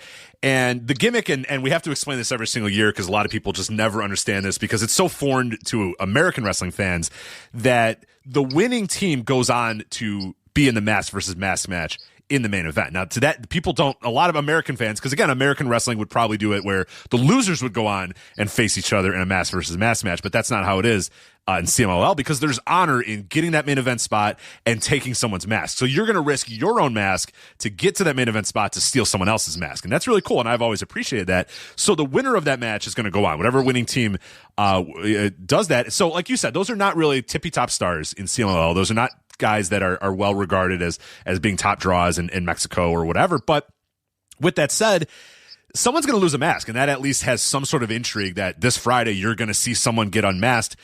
In your mind, you have those 4 people, and I believe you're still doing a preview for voiceofwrestling.com, right? A written preview? Yeah. Okay. I'll have preview about this show going up tomorrow, I think. Perfect. There you go. So if people can read it as well if they'd like.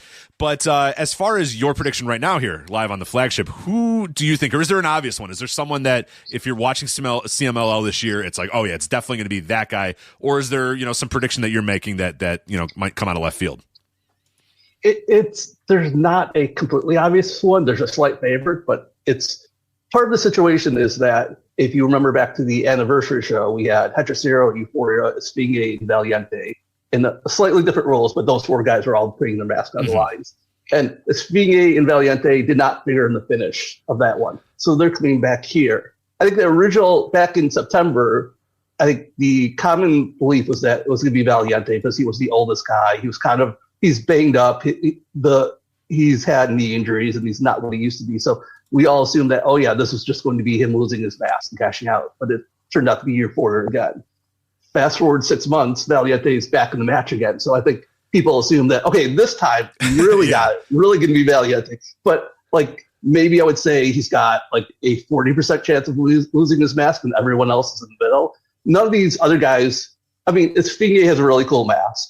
Zandikan and Star Jr. were relatively young guys, but I think they could all get by without their masks if they need to, if CML made the decision to take the mask off. So it's like, it's leading towards Valiente, but no one would bet a large sum of money on it. Yeah. The guy that I look at, I feel like Star Jr. feels like a guy who could probably be okay without it. Like just looking at them, like how they look and how the mask looks or whatever. Zandokan, I think he looks like a guy who would have a ton of charisma without the mask. But God, he looks really fucking cool with the mask on too. So it's like, oh man, I don't really know if I want to take his mask away. Star Jr., I don't know if he loses a whole lot necessarily without the mask. I mean, obviously, I don't know what the guy looks like, but the mask isn't covering that much of his face, so you could probably safely assume that he could probably be okay without it. It's not really a really, really super cool mask that you can imagine is selling, thousands of masks every single week in Arena Mexico. So I feel like Star Jr. seems like a probable one, but yeah, for the same reason that we talked about at the anniversary show, Valiente being of the age he is, that's probably the time to do it if you're going to do it for anybody. Because he's what? He's late 50s, right? Or is he late 40s? He's late 40s, right? I believe late 40s. He might be just about 50.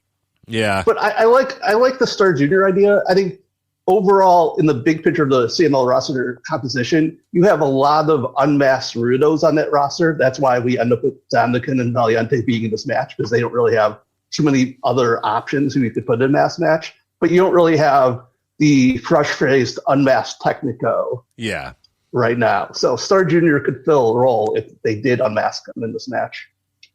Yeah, to me, it seems like a guy who, he's 31 and I don't know. It seems like a guy who, just looking at, from appearances alone, it looks like a guy who could probably be okay with the mask being gone. Like you said, you also add in the factor of where he is in terms of the roster makeup. But yeah, it's going to be interesting to see. Match wise, what do you expect out of that match for people that might not be? Because I think there's probably a lot of people here who have not watched CMLL a lot this year. I know we have a couple of very devoted CMLL fans that listen to the show, but I know we have a lot of other people that kind of jump in from time to time. Maybe they watch the anniversary show. Maybe they jump in if there's a recommended match. Like, what can you kind of expect out of the work in that semi-main event? Should we expect an awesome, awesome match, or should we expect, something that's going to be more emotional and emotion-based versus, really, really great bell-to-bell? I think it's going to be more emotion-based and more angle-based, because you have the idea of the feuding part, people need to work together to get to their mass match. So, like, I'm sure it's going to be a situation where they're getting along for the first 8 minutes, and then they start accidentally hitting each other, and then it becomes more of a storyline thing than a match. But Zandikan has been a very exciting wrestler. He brings a lot of emotion to his matches. He brings a lot of energy. He looks impressive at times. He's not as great as taking moves as giving moves, but he still had some pretty fun matches. Star Jr. is better in this feud than he's been at any other point in his career. I think he's got more fire. He's got more. He shows more emotion in his actions when fighting against Zandikan, and he's expanded what he's done in the ring. Esfinge and Valiente are like two totally okay wrestlers. Esfinge, I guess some people get into his personality or his look, but for me, he's just always been like the most average guy that the promotion's seen a lot more than he used to. And Valiente used to be like a outstanding high flyer who just time has caught up with him, and he can't do the flying stuff as much, and he really hasn't figured out like a new dimension to replace it. So that side of the tag match, it's kind of okay. He's the other side, muscle. He's added lots of muscle. Yeah, his weight has gone up and down and changed in different proportions. And yes, sometimes he's fat, sometimes he's very strong. He has a lot of mass. Sometimes it's in his stomach, sometimes it's in his chest. It just goes up and down. Right. But yeah, so that is the drama of this mass match. Not just who wins, but like whenever they've done these preview matches with the different combinations facing each other, it's very clear that Star Jr. and Zandikan will be the better mass match if that happens. Yeah, and that's what you want to. You really look at that too, because you remember, like, it's not just this match, this match. It's then who goes into the main event and facing each other. So yeah, you're main eventing with Esfinge and Valiente in Arena, Mexico, that, I don't know, might be a little rough, but Star Junior and Zandokan, that could probably work a little bit better. So would you say that's I don't know. I guess you said it's a 40% chance that Valiente loses it, but equal chance across the board for everybody else. But yeah, when you play it out that way, Star Junior and Zandokan in the main event seems to have a little bit more energy. But yeah, you could do. It's a mass match. You could do just about anything. The main event if you really want to. You can do about anything. I think because the Zandokan encounters have been better, and because I don't think anyone would feel safe about who's winning that match if they went to that match. That's the match people want to see. I think this is an overall pretty strong card, but I think the big downside is that if it ends the night with Esfinge holding up Valiante's mask, that doesn't feel like one of the two biggest shows of the year ending kind of thing. It seems like it's a pretty big show, but it's like you're leaving a lot of big names out to give Esfinge a moment is an odd choice. Yeah, for sure. And this, as you said, where would this rank? This would be, obviously, you have the anniversary show. That's number one in CMLL's calendar. Would you put this second? Like, do you think you're pretty comfortable calling this the second biggest show of their year normally? It's normally the second biggest show. I think the Grand Prix that they've run have started to pick up big attendances because they have all of the foreign wrestlers in and they have a unique matchup that people get into. But on paper, this H2L is supposed to be the second biggest show of the year. Yeah, and as far as watching it, now that this, and every one of the previews you always do, it's always a big time explanation of how you can watch this. For people listening, like if I'm listening to this preview, we're going to go over the rest of the card here in a minute, but if I'm listening to this preview and I say, hey, I really want to watch this, what's the easiest way that someone can watch this thing live on Friday? The easy part is it's on CML's YouTube, so you just have to go to YouTube. The problem is that it's on their YouTube and it's fairly expensive. CML has 3 tiers. This show will be air live and will only go on the most expensive tier, which is called Fan Leyenda. If you're in the US, that's $35 a month, which is like insane. I've seen baseball seasons coming up, as you know, and like there are different subscriber packages to get a month of the baseball team's games, and none of them approach the $35. No. CML is asking for their pet. It's crazy. I think they do it to try to convince people that it would be a better idea just to go to the building instead of paying for it, but it's still a lot of money, and it's a lot to pay for if you're not watching it already. If you're already subscribed to a lower tier, it's not as big of a jump, but it's $35 for just one show. It's a lot. You get the whole CML archive, you get every other show they've ever streamed on there. So it's not just like you're paying for one show, but I understand people balking at that number. Yeah, it's a lot. So yeah, the other tiers, what do you get if you subscribe to those other tiers on their YouTube? There's 3 tiers.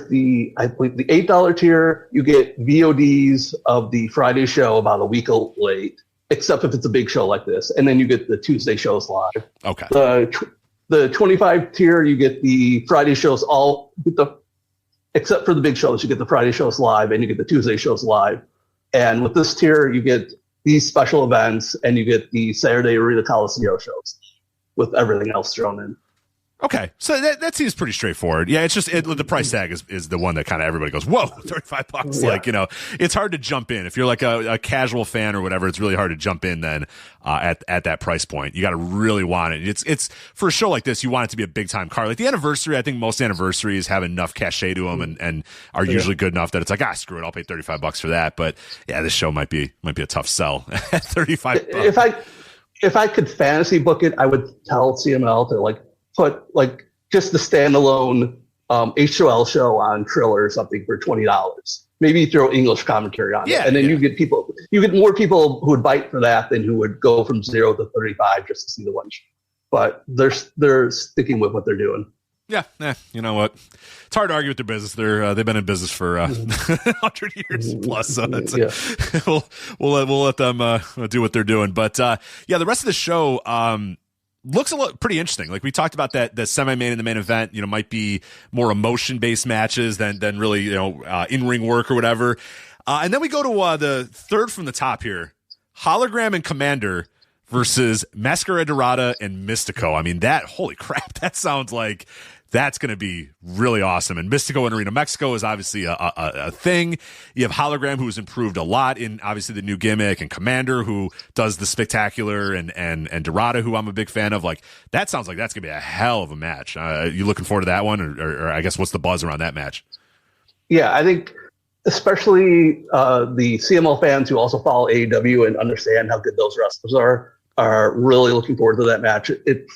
CML was hyping it as potential match of the year this week. I think it could be that way. I think for guys like Hologram and Commander, who came up through the AAA system, Hologram is from Mexico, the Mexico City area, but was never wrestled in CML. And so this is probably like a dream come true to come to a big show like this. And for both of them, they were guys who were in AAA for years, but they were never really pushed past the mid-card spot.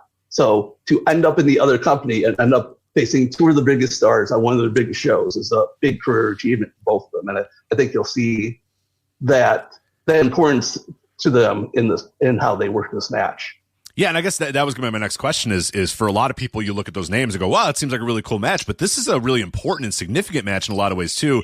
And you sort of mentioned it right there. I mean, this is, guys that came up in the AAA system that are now a part of CMLL because they went through AEW, right? Is that probably the best way to explain how this all came to be? How we have these guys that in no other circumstances would ever be here in Arena Mexico facing CMLL guys? Right. There's no chance. I mean, if they wanted to work from the bottom, maybe years from now, they would have a chance to get there. But to come in and debut in a big spot on big show is a huge thing for them.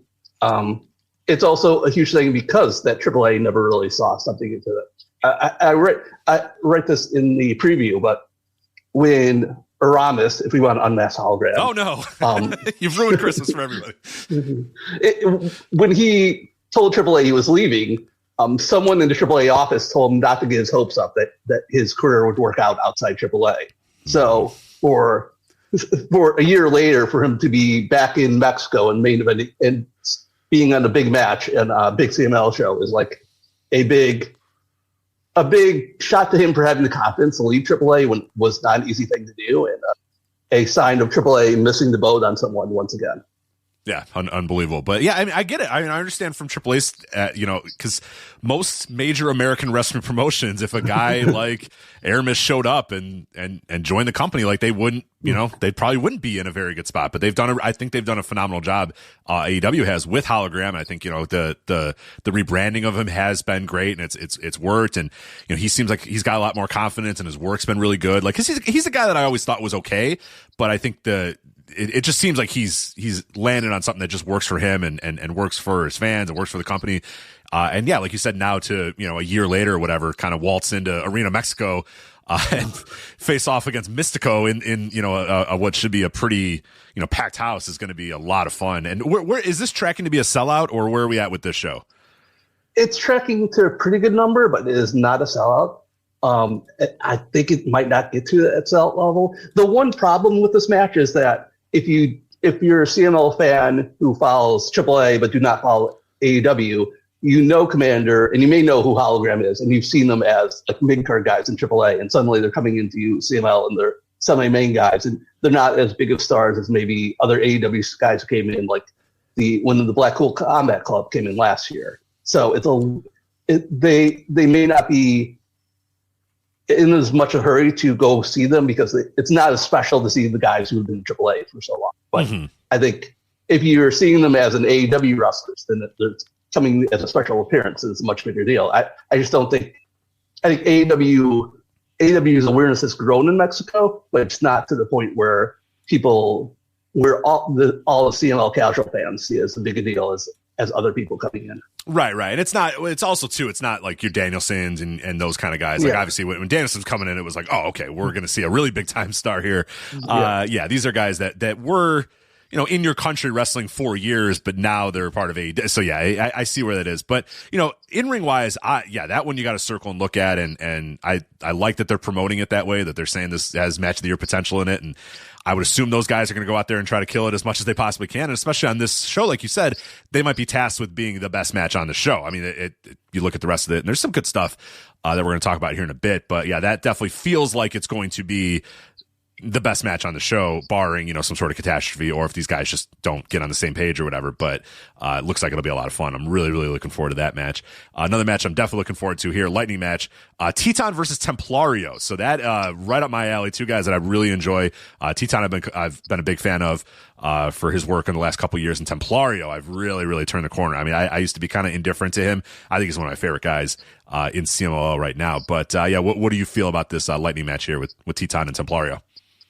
Yeah, I think they're two of CMLL's best wrestlers. I think they're both suited for a big singles match like this. I think they will come up for the occasion. The only disappointment is that it's a Lightning match, which in CMLL speak means has a hard 10-minute time limit. I think these guys, if you gave them 15 minutes or 18 minutes, they could have the best match on the show, and they'll be trying to fit everything they want to do in 9 minutes. Is going to be a little bit of a limitation.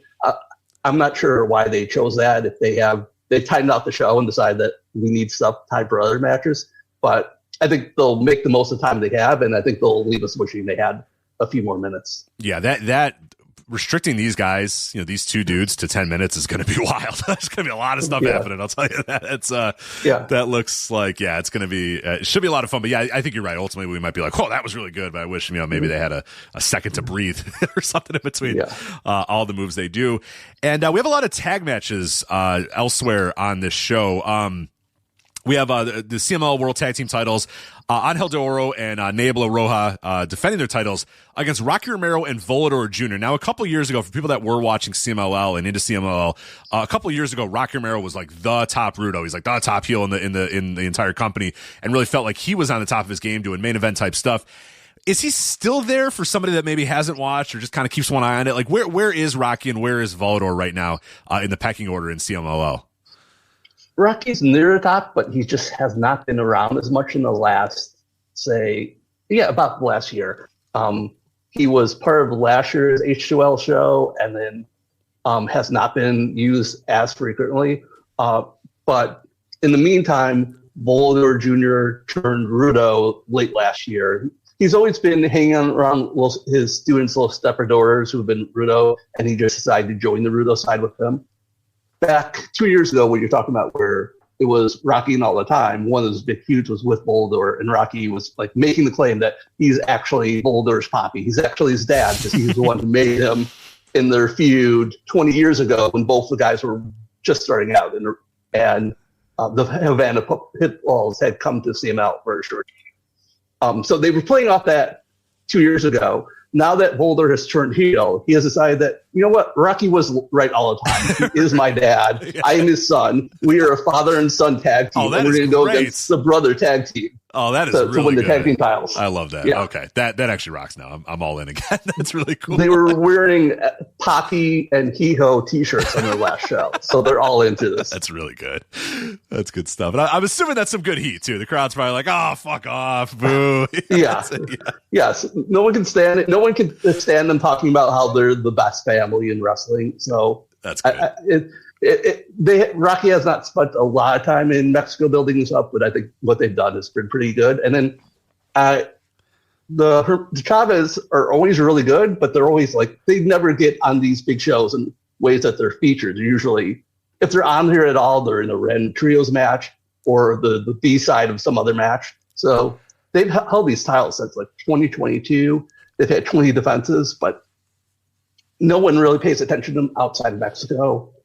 I looked it up because I was just curious. They didn't even make the Wrestling Observer Tag Team of the Year list, even the honorable mention, even though they were tag team champions in the major promotional. So I see this as like their one chance to see if they can actually create a bigger name for themselves on a global scale, because it's going to be a big show. They're going against Rocky Romero, so maybe they'll get more attention.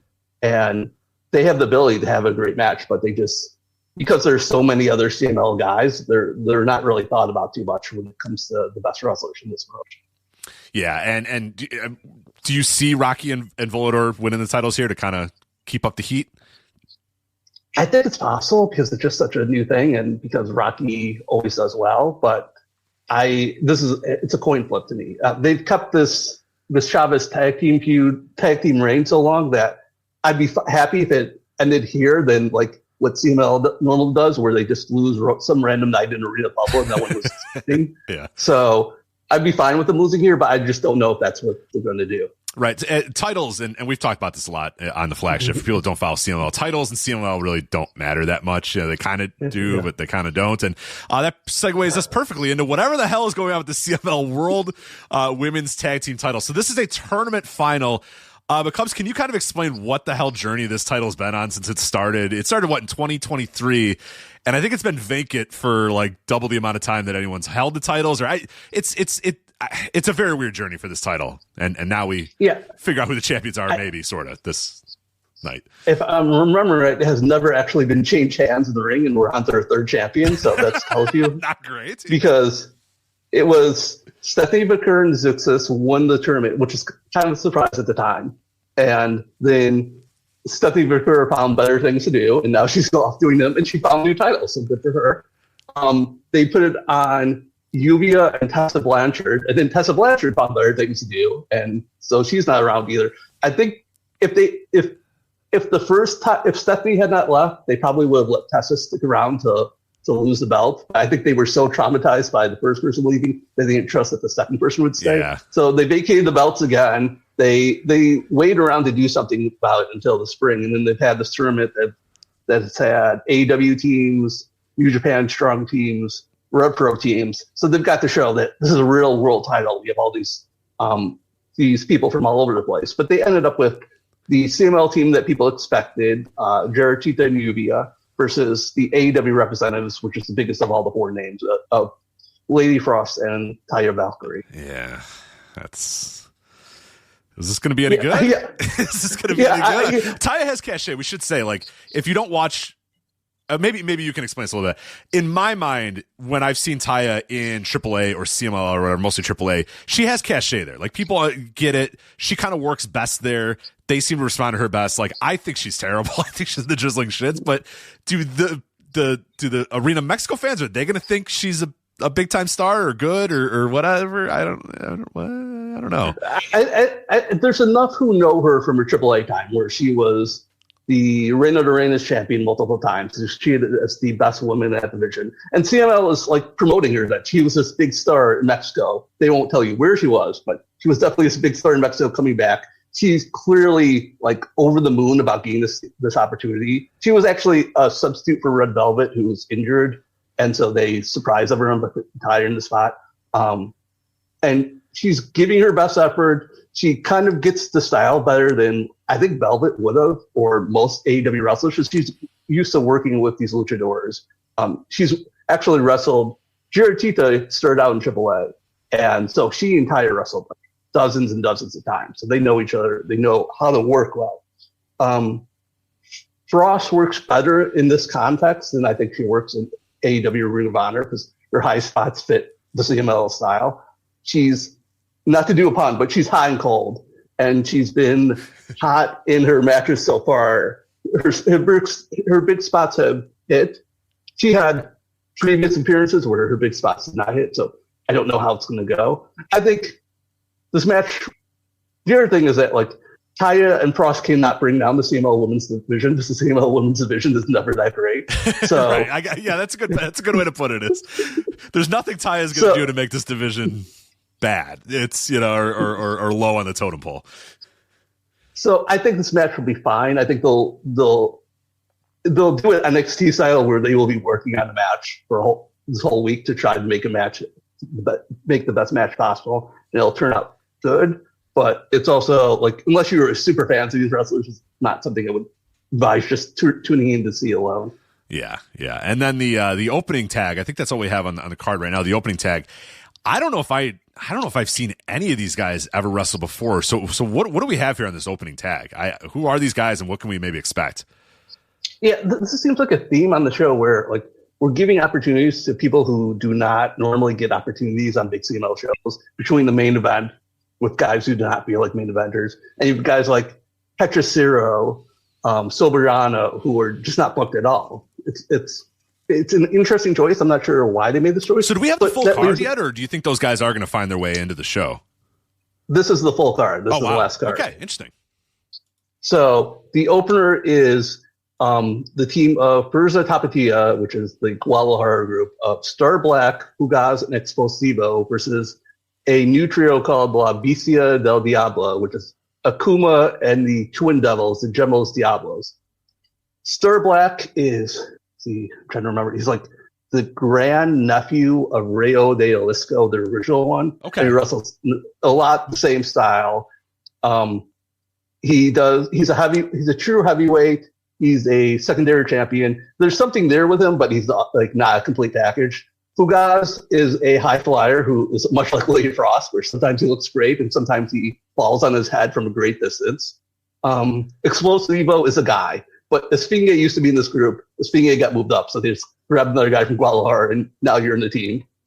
On the other side, Akuma is a heavyweight. He's the younger brother of indie wrestler Divas 316. He's got some skills. He's always shown potential, but they've never really gone with him, so we're kind of hoping that this trio is the start of them doing something with them. And the Diablos are a throwback gimmick who CML tried to push really hard, and then they flopped, and now they took the heat off them for a couple of years, and they're giving them another chance to see if their work has improved any. They had a trios match to build up to this. It wasn't anything special, but they also had a Star Black Akuma title match, and that was on one of the weekend shows, and that was pretty strong. I think those two guys are the best wrestlers. Okay. And I think they can build the rest of the match around them to have something that's pretty good. But when they announced this match, I was completely surprised that these were the guys that they were putting on the big show. So these are not six crazy high flyers, because a lot of the recent CMLL openers, you get those guys that go out there and they just do crazy high flying stuff, and this is not that, is what you're saying. There's a little bit more of a different vibe from these guys. Yeah, it's a more balanced match. Like Gemo Diablos are like closer to being fat guys than flyer guys. Okay, all right. Fugaz is a flyer, but these are more heavyweights than they usually put in these matches. Interesting. Okay, yeah, that'll be fun to see, because I think I've seen Fugaz before, but I don't know that I've seen any of these other guys. So it'll be pretty interesting to check these guys out. And and I'm maybe one of these people as well. I've been kind of in and out on CMLL this year. I've been watching some of the stuff, but maybe not as much as I wanted to. What has been kind of the general vibe of CMLL this year? We talked about a couple years ago when the Rocky thing was going hot and heavy. It was like the company everybody was talking about. You got to go see what Rocky's doing in CMLL. You got to go watch it. And then last year, I thought they had a very good year, top to bottom as well. And they got a lot of, good praise for what they were doing, and booking wise, and everything was working, and business wise was all great. What's been the vibe so far? A couple months now, we're approaching, April here. What's been the vibe with CMLL so far in totality? Is it up over last year? Is it down over last year? Is it neutral to last year? Like what's kind of the best way to wrap up, CMLL's year so far? I think it's been a pretty good year so far. I think the Fantasticmania, especially the second day, was really well received. They had some really good matches in the January where they repeat the best matches of the last year, especially the Heterosero Blue Panther match they did earlier this year. I think the original build to this four-way match was pretty good, but because Zandikin was one of those guys who went to Fantasticmania, it kind of got put on hiatus for a few weeks before he came back and they could resume things. But in the meantime, they had their annual Torneo de Escuelas, where they bring in rookies from all sorts of training schools around Mexico, and they've done this 3 years, and it was the best one they've done so far, with guys that even the most hardcore Lucha Libre fan were completely unfamiliar with, having great nights. It was totally you could tell it was like a choreograph. They've worked out the match for a while before they did, but for rookies who were just being thrown in Arena Mexico and told to have a great match, they went above and beyond. So I think the potential is still there. I think they're still missing. You want the really big feud, or the thing that's going to carry the promotion from the show all the way to the anniversary, and it's not clear what that's going to be yet. But I think the vibes around the promotion remain pretty good. Yeah, that's I'm someone who's been kind of checking it in, here and there, but I'm definitely going to watch this show as soon as possible. Hopefully review it next week on the Flagship. But I think it's time now to get back with CMLL a little bit here and check it out as things kind of calm down in the rest of the wrestling world. But a lucha promotion that never calms down and always has stuff to talk about. AAA. Well, before we get that, I noticed with Lanza off this week, you have no one who's going to give you a hard time. So I feel like I need to hijack it a little bit to ask you some tough questions. No. All right, fine. All right, what do you got? Okay, so in the past, you have been a big supporter of that wrestling and all discussion should move to Discord because Twitter is a wasteland. Twitter is a horrible place. Correct. Twitter is just terrible. Given some recent incidents in Discord that will go unmentioned, but I think you can think of what I'm talking about. Are you still as big a fan of Discord over Twitter as you were in the past? In totality, yes. In totality, yes. Especially maybe like in the idealized version of Twitter. No, like if it was still that, but we're well past that. We're well past that version of Twitter. So I do still think, because ultimately, and Joe and I talk about this a lot, the thing that I think I enjoy most about Discord in general is that everyone kind of has gone to their own little camps. And if you don't fit a vibe of a Discord, a lot of times you just leave or people make their own Discords or whatever. And I think that's more healthy. Like in Twitter, we try to force it where everybody always tries to talk with each other.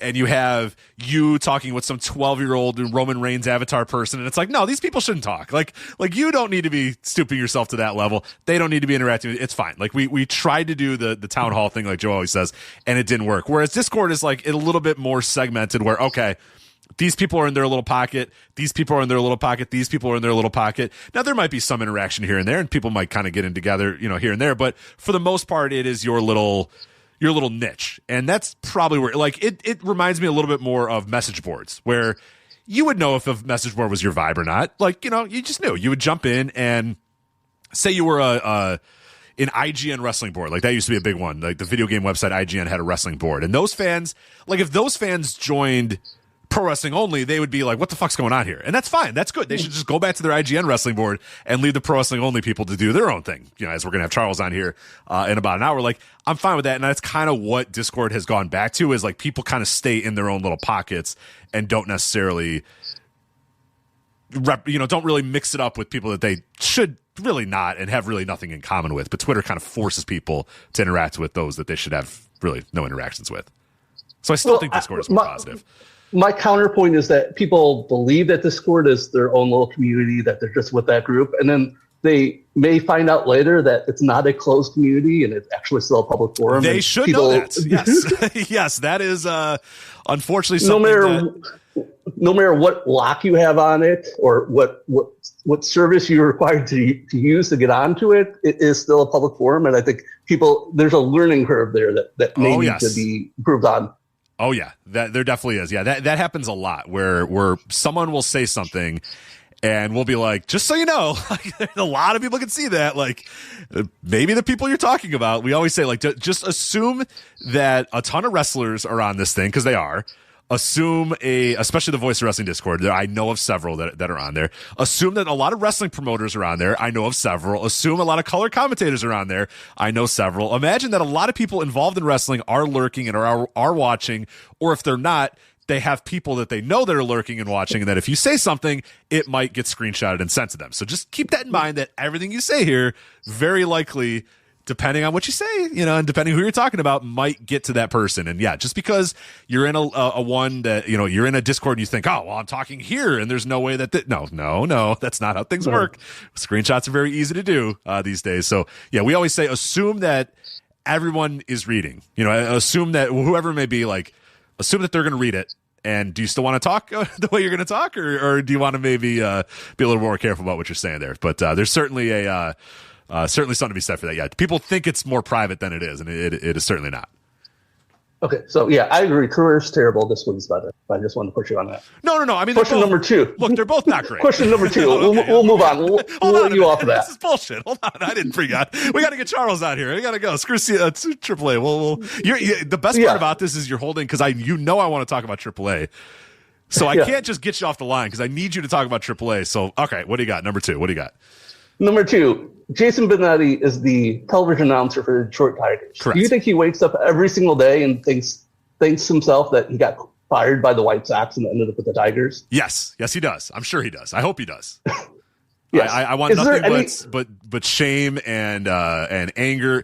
Like, the White Sox, they might be my favorite team, quote unquote favorite team, but I want nothing but misery for them moving forward. I want nothing but pain and misery, and as long as Jared Reinsdorf's still the owner, if he passes away or sells or whatever it may be, then maybe I'll have different thoughts. But as long as he's the owner, I want nothing but misery. So yes, I hope Jason Minnick wakes up every day and takes a deep breath and goes, thank God I'm away from that bullshit, and goes and does his Detroit Tigers games in peace. Is there any Chicago owner who's actually doing a good job? Oof. Well, no, I don't. I was thinking about this. Maybe the Sky. That's about it. I can't get any points out. Right, the Chicago Sky. Yeah, I was trying to think about, like, I don't know anything about the Chicago Red Stars, the Chicago Fire or whatever. But no, the Fire is always moving from one place to another. Yeah, that nothing can't be good. Happening there. Yeah, I don't know enough about the Chicago Fire. I just know that they're never in the same building for more than 2 years at a time, so that can't be good. And I know nothing about the Chicago Red Stars of the Women's Professional Soccer League, so I can't say that. The Chicago Sky seem like they kind of have their shit together. They play at the Wintrust Arena. It seems like things are going pretty well for them. They have Angel Reese. That seems like it's going well. But yeah, as far as like the major sports, White Sox very clearly no. The Bulls owned by the same guy, so no. The Cubs, the Bears might have drafted the wrong quarterback again. Right. The Bears are the Bears. Yeah, where. The thing with the Bears is like, I have a lot of friends that are still like, I don't watch the Bears at all anymore. I gave up on them many years ago. I just said, fuck it. Like, I remember my dad just being miserable every single Sunday. And I'm like, why do you do this to yourself? And he's like, I don't know. And I'm like, well, I'm not going to do this. This is so stupid. Like, I'm not going to watch this terrible team that's been terrible my entire life, because I was born in 1987. So I didn't even get to see the 85 title. So to me, it's just like the only thing I remember is the 90s, like Rashaan Salam and Curtis Enos and like just this terrible, they were fucking horrible always. And I was like, this is dumb. I'm not watching this anymore. So I became a fan of just the NFL in general. But the thing with the Bears is every single year, the same shit happens. They're bad. Everybody complains. Everybody's miserable. And then they make like minor moves, or they hire a new coach, or they get a new right guard or something. And everybody goes, this is good. And I'm like, no, it never works. Every time they hire a guy, he's dumb. Every player they have is bad. Like, what are you doing? Just don't do this again. Don't do this to yourself again. Okay. So we're crossing the Bears off. I would cross off the Cubs. So the Cubs are happy enough to like maybe get a playoff spot. They're like the Bulls. Like, they're happy to get, like, if they get the play-in spot, the equivalent, the wild card spot, that's good enough for them. They're not really trying to win it. I'm very disappointed for you and all my Cub fan friends that like that was supposed to be Ricketts was like the guy who sold himself as like, yeah, I met my wife in the bleachers and it's like, everybody bought into it, and rightfully so. It was like, here's this guy with a bunch of money who was a Cubs fan, and holy shit, they won the World Series. Like, nobody else has been able to do this but him and Theo Epstein. They did it. They won a World Series, and they got a bunch of great young players, and oh my God, this thing's going to be, I mean, you looked at that World Series roster, and I remember being like, the Cubs are going to be good for like 15 years. This sucks. Like, this is going to be terrible. Like, they're going to be the best team in baseball for a number of years. And like 2 years later, half the guys were gone and they were just not good anymore. And then you're thinking, okay, well, the Ricketts have a lot of money, so they'll just kind of retool it. And then they just decided, we're good. We bought up the whole neighborhood. We got our renovations to the stadium. We got our World Series. Yeah, we'll just kind of coast along. And like you said, if we make the playoffs, great. If we don't, stadium will be full every night anyway. Who cares? It's like, oh, great. Yeah. Get into it. Yeah. So that leaves the Blackhawks, and I know they will do anything to win, but to tragic, horrible consequences. So let's just move on from that topic. Yeah, I think they're definitely out of the running. I think for a while there's a statute of limitations that the Blackhawks cannot be considered good ownership for at least a couple more years, probably. Yeah, right. Yeah. Okay, so I had a number 3 about John Feinstein, but we'll move on because we're in a hurry. No. Give me number 4. 3. No. Give me number 3. What do we got? So if John Feinstein, the author of Season of the Brink, who passed away last week, he was a legendary journalist, and everyone spoke about how great a writer he was, how diligent a reporter he was, but also that he was a complete jerk who would argue about him with anything, with anyone on everything. And we always believed he was the right person, and he would fight his friends so much that his friends were no longer his friends. So in my mind, when reading these obits about him, I decided that John Feinstein must have been a wrestling message board poster because he had that perfect attitude. Yes. He would have been arguing with on PWO about the 500 British wrestlers. He would definitely be a Crockett fan because he was from that part of the world. Right. He'd be definitely arguing that Ric Flair was not ranked high enough from where Ric Flair was ranked. He would have definitely gotten an argument with Bruce Mitchell at some point. We missed out on all that stuff because he spent his life writing highly successful novels about college basketball or whatever. Yeah, he probably was a wrestling fan. He had to have been a wrestling fan at some point, right? Like, because you think of the time period and the region that he was in, like, he had to have been a Mid-Atlantic fan, right? You'd imagine at some point he watched some Mid-Atlantic wrestling. He either loved wrestling at some point, or he would rant at people for 25 minutes how fake wrestling was. This is like one or the other. You're right. It probably is that. Is like, he'd have all of his friends and he'd be like, "That stuff's fake. I can't believe you like that. That's not good." And then he would like wax poetic about Coach Knight, and you'd be like, all right, I don't care anymore. This is stupid. So. Yeah. Okay. So burying a dead guy. All right, that was your number 3. Burying a dead guy. Remembering a dead guy. Yes, as for what he was. That's what I really liked about Zovitz. Was like, you get on here sometimes and you talk about how people pass away, and people just talk about the good memories and the positive stuff. And people talked about that with Feinstein too, but they also talked about how he was a crazy personality. And I appreciate the death of yes. That's so they good. remembered him for what it was. When I go away, which hopefully is soon enough, that you also guys remember that the bad parts of me. I don't know. What are the bad parts of you? There's no bad parts of you. Come on. Well, when we get to the AAA part, I'm sure you'll find people that have bad parts. It's not your fault. It's your fault that you still cover them, but it's not your fault that they're the way they are. Yeah. I'm sure someone could find some fault with it. So, number 4, we're getting close to done. Who is the booker of CMLL? All right, you got an answer here? No, I was seeing if you guys finally got this right. Hell no, I don't know. We always ask and nobody tells us. No clue.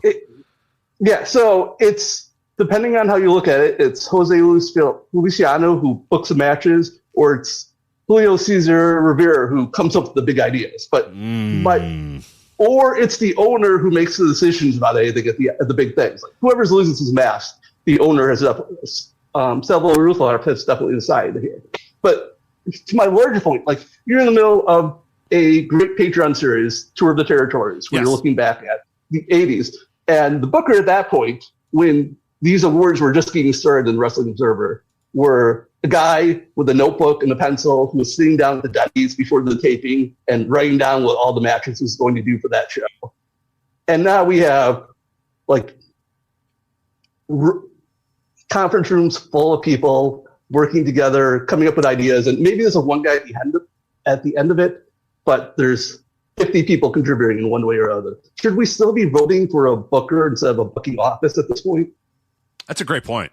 I think you're right, and I think that might be time to think about it that way too. Yeah, that's because we always bang our head against the wall to figure out who's booking this and who's booking that and who's, because CMLL is one that every single year everyone's like, all right, who do I vote for? I want to vote for CMLL. Like, give me a name. So then, like, yeah, like you said, sometimes a ton of people ask you and you're like, all right, there's this guy and this guy, but like, yeah, there's big differences of the guy who makes the matches, the guy who has the big ideas, and then like, yeah, the ownership who decides it. And I think, ultimately AEW ends with Tony Khan, but does he get a full credit for it? I don't know. Ultimately, everything ends with Paul Levesque, but does he get full credit for everything? I think you're right. I think it might be time to say booking office of the year because, yeah, the days of Mid-South and it's Bill Watts with a notebook writing down the matches, and then maybe after 6 months, Bill Watts says, I'm kind of bored, here you go, and hands it to another guy, and then that guy for 6 months writes down all the matches for every single taping and gets it all ready. Like that. That's a bit of a different animal than what we have today, where it's more, it's definitely more thought out, or at least more of a democratic process to book wrestling. So yeah, that's an interesting point that you bring up. And I think maybe, I don't know if Dave would probably be apprehensive to that, I think, because I think he likes having that name, that one name that you say. But I think that might be worth having a discussion moving forward, is that the role of booker isn't quite what it used to be. And I know on the indies, it's certainly not that way either. I mean, you take your top indie promotions and there's no one guy booking a top indie right now. There's a group of people largely, being part of that. And there's like, even internationally, besides CML, there's situations where like, I think people know who books Dragon Gate, but no one's completely sure, or who books All Japan, or, it's not or information about who's actually should be credited is not always as accurate as it needs to be for these kind of awards. So. Yeah, well, like the Gato thing always, like, most everybody will give 100% credit of New Japan to Gato, But then sometimes people will say, like, you know, especially if you talk to like people that have worked in New Japan Pro Wrestling, and they're like, it's not just Gato. There's a couple of other guys that are involved, and there's this guy and this guy, and there's people you've never heard of, and you're like, who the hell's that guy? And it's like, yeah, that guy, he plays a big part in how the stuff gets together and whatnot. So, but we just give it to Gato because that's kind of been the accepted guy that we give it to, and he probably has the most power. So we sort of give it to the guy with the most power. But you're right, it might not be fair to everybody else for it to be that case. Okay, so that leads into the last question, and we'll take this home. Who do you think books AAA right now? Oh, God. Well, so the obvious answer would be one Carlos, a.k.a. Conan, but you kind of been saying that he might not be Carlos anymore, right? Well, I believe that Conan is the guy who has the position, like in the organization chart. Conan is probably still listed as Booker, but it's a promotion that's completely centered around Alberto El Patron. It's most of the stuff on TV are Alberto stuff. There are subtle differences from like a guy that come off like it's a guy who's booking based on what he's seen on US TV than what Conan has been doing recently.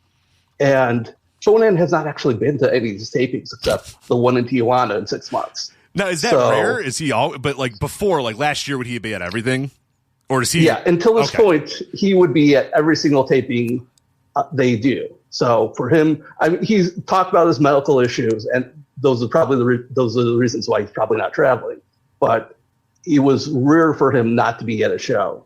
So that he is kind of booking from a distance, booking over WhatsApp voice messages or whatever. It's probably like you can't really have the final call when you're not there to make the decision. So I have, the more I've watched AAA TV in the last 6 months, the more I think like maybe Alberto isn't getting paid to be the booker, but because he's the biggest star and because he's the guy who's there, I think it's a lot more promotion that is driven by what he wants to do with AAA. Oh no. Is that better or worse than Conan? Well, that really takes us to the regular race preview where you can kind of see it's an Alberto-centric card. The promotion is a little bit more coherent. I think for whatever reason, like when Conan was in charge, you get all sorts of drop storylines and stuff that would start and stop. And maybe he had this idea, but then he would forget about it after 3 weeks. So AAA would forget about it. I don't know who's actually doing it. But the follow-up was really bad. Since Alberto's become champion, become a guy on every single taping, all his programs make sense because he wants them to make sense, I'm assuming. So it's a more coherent, but it's more coherent in the way that 2000's Triple H Raw was more coherent. You understood what was going on, but you were not very happy to see it. Right, it wasn't good. It was coherent, but it wasn't good, yeah. But considering what AAA has been, that is a slight improvement, but sure. It's not like it's not bad a wonderful pro. Is worse than bad and coherent. Definitely. So, but it also means that people are valued differently than they were when Conan was in charge. And the person who's had the biggest change in value is Hijo del Vikingo, who's Alberto facing on this Rey de Reyes show on Saturday. Vikingo was champion. He blew out his knee last February. He's been in and out since then, but he seems like he's in better shape the start of this year. But AAA is not like booking him like a star like they were before when the whole promotion was around him, and they're barely even booking him like a guy. This is like trying to clean up the ends of him being a champion who never lost his title, but he's not protecting the booking. He loses most of his matches on TV. The only reason it seems like he's just like something for Alberto to do for this month, but nothing that like they have the plans they had for him before. It's been kind of a abrupt change in how they see him. And I think he's a guy who, like, he got over because he was spectacular in matches. And he kind of needs to be spectacular in matches again to prove to Alberto, who was probably not watching AAA when Vikingo was on top, to prove to him that he's worth investing in again. Because it seems like they're not like firing him or anything, but they're kind of not. He's just another guy in the show, and it's just been strange to see. Yeah, this is a guy who was main eventing, Triple Mania shows just a couple years ago, and do you think his stock in general is down, like across the wrestling industry, just because he can't stay healthy? And I don't know, because it felt like that was a guy who was like, this guy's going to revolutionize this guy's going to revolutionize the sport of wrestling for like years, you know. And then it just for a lot of reasons, like now here in 2025, it's like he's kind of on can just prove it to us that you're, you know, able to stay healthy for a couple months at a time. I think the injuries was the last straw. I think it's also like the downturn that AAA took, where like it became Vikingo was the only reason to tune in, so people were tuning into AAA and were less excited to watch it as before. So Vikingo's overdrop, and also I think people were waiting for Vikingo to take another step, another evolution, to get a little bit better, to improve some of the stuff that he was really good with, but he had some flaws and stuff he could work on. And AAA is not a place where you get better at anything. So he was being the same guy he was when people were first introduced with him, that like the specialness does wear off after a time. Yeah. You need to find that next evolution, and he still has not found it yet. Yeah, he's still a guy that every time I watch, you know, the first, and Joe talked about this a lot, and him and I have talked about it a lot, is he is a guy that the first time you see him, you're like, holy crap, this is like the greatest wrestler I've ever seen in my life. And the second time you see him, you're like, oh, this guy's amazing. I can't believe what he's doing. And then it like kind of less, and then like the sixth or seventh time you see him, you're like, all right, like what else you got? Like, do you have anything else? And it's like, he doesn't, you know, the spectacular is good, and obviously it jumps off the page, but to be a great professional wrestler, you got to have a little bit more to you. And it felt like he was really good at doing really, really cool things, but less so at everything else. So he reminds you a lot of like very early Rey Mysterio, who, you know, was doing spectacular stuff. And it was like, wow, this guy's incredible. And what made Rey Mysterio was then, you know, not only was he doing incredible stuff, but as the years went on, by 95, 96, 97, he's starting to get really good in understanding ring psychology. And then obviously you get into a completely different era when you know, Rey goes to WWE and just kind of figures out a completely different way to work with, you know, his style. So that's kind of the thing with Vikingo, that, yeah, every time you see him, you're like, there's not much else besides the spectacular. And the spectacular is still pretty damn good, but with the injuries piling up, you wonder how spectacular that spectacular is going to be moving forward. I think looking back, the service, I'm not sure if it was a AAA choice or it was an AEW choice, but when they had him on AEW TV and they would only use him to like, okay, he's going to face Taurus this week, or he's going to face Gringo Loco. He's going to have an exhibition match, and he's always going to win, but he never got the feuds with the top guys, or he never took losses and learned from them, or like got to have actual programs. He was just used as a special attraction. I think that was a place where maybe he could have developed, and maybe he could have got grown as a wrestler, but for whatever reason, they did not book him in. They didn't give him matches against what would have been like comparisons of Dean Malenko at that time, or Eddie Guerrero. He just had the showcase match over and over again, and I think that did not help in the long run. Yeah, and that seems like a problem that everybody kind of did with Vikingos, because he's only 27 or something like that now. I think he's pretty young, and it felt like even at age like 23, he was already getting pushed to being like a main event type of guy, and that maybe did him a disservice, because he was so spectacular and so jump off the page good that like everybody just decided we have to push this guy right now, and he probably didn't get those couple of years, those really key 5 or 6 developmental years to really, really learn how to work and really understand professional wrestling. And then like we should be entering right now the point where it's like, okay, now Vikingo is ready to be a main eventer, because he's got the spectacular down, but he's also become a very good wrestler and a very good character, and he understands his stuff. He never got to that point, and he never got that development. And like you said, AEW didn't help, and I don't know if AAA would have helped either. They kind of just shoved him right in the main events right away and kind of said, all right, you're a star, go. And it never, like you said, it never quite felt like he learned fully how to work. Yeah, I don't want to completely bear it. I would still be excited for him to be in the right situation. My hope is that Alberto's obviously going to win on Saturday. He's going to keep the title, because Alberto is headed to the big AAA match of years, Alberto versus Landlover coming out of retirement on Triple Mania in August. And so Alberto's probably not going to lose before then. But my hope is that Vikingo loses, but then they just move him back to the Cruiserweight division, have him wrestle guys like Laredo Kid, or bring in foreign guys for him to work with. Because I think there's still a chance he's still exciting enough on his own, and there's still a chance he's still young enough that he still can find improvement. Maybe his health will settle down and he'll be able to stay in the ring more consistently. It's not like a guy worth giving up, and I don't think we think that either.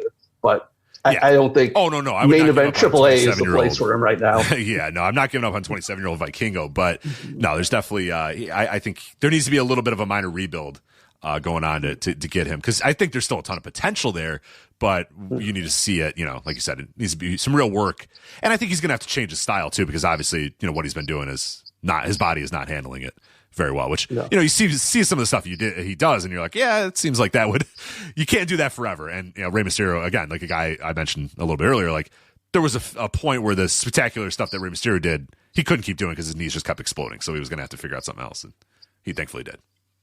Yeah. So otherwise, yeah, AAA is like, I love you. On luchablog.com, you have a news hit about AAA, and you said, quote, "This section is pretty much all AAA being goofs. I can't help it. This is what they're giving me today," which I just absolutely loved it. So what the fuck was Alberto El Patron doing that got him suspended, quote unquote, for 180 days?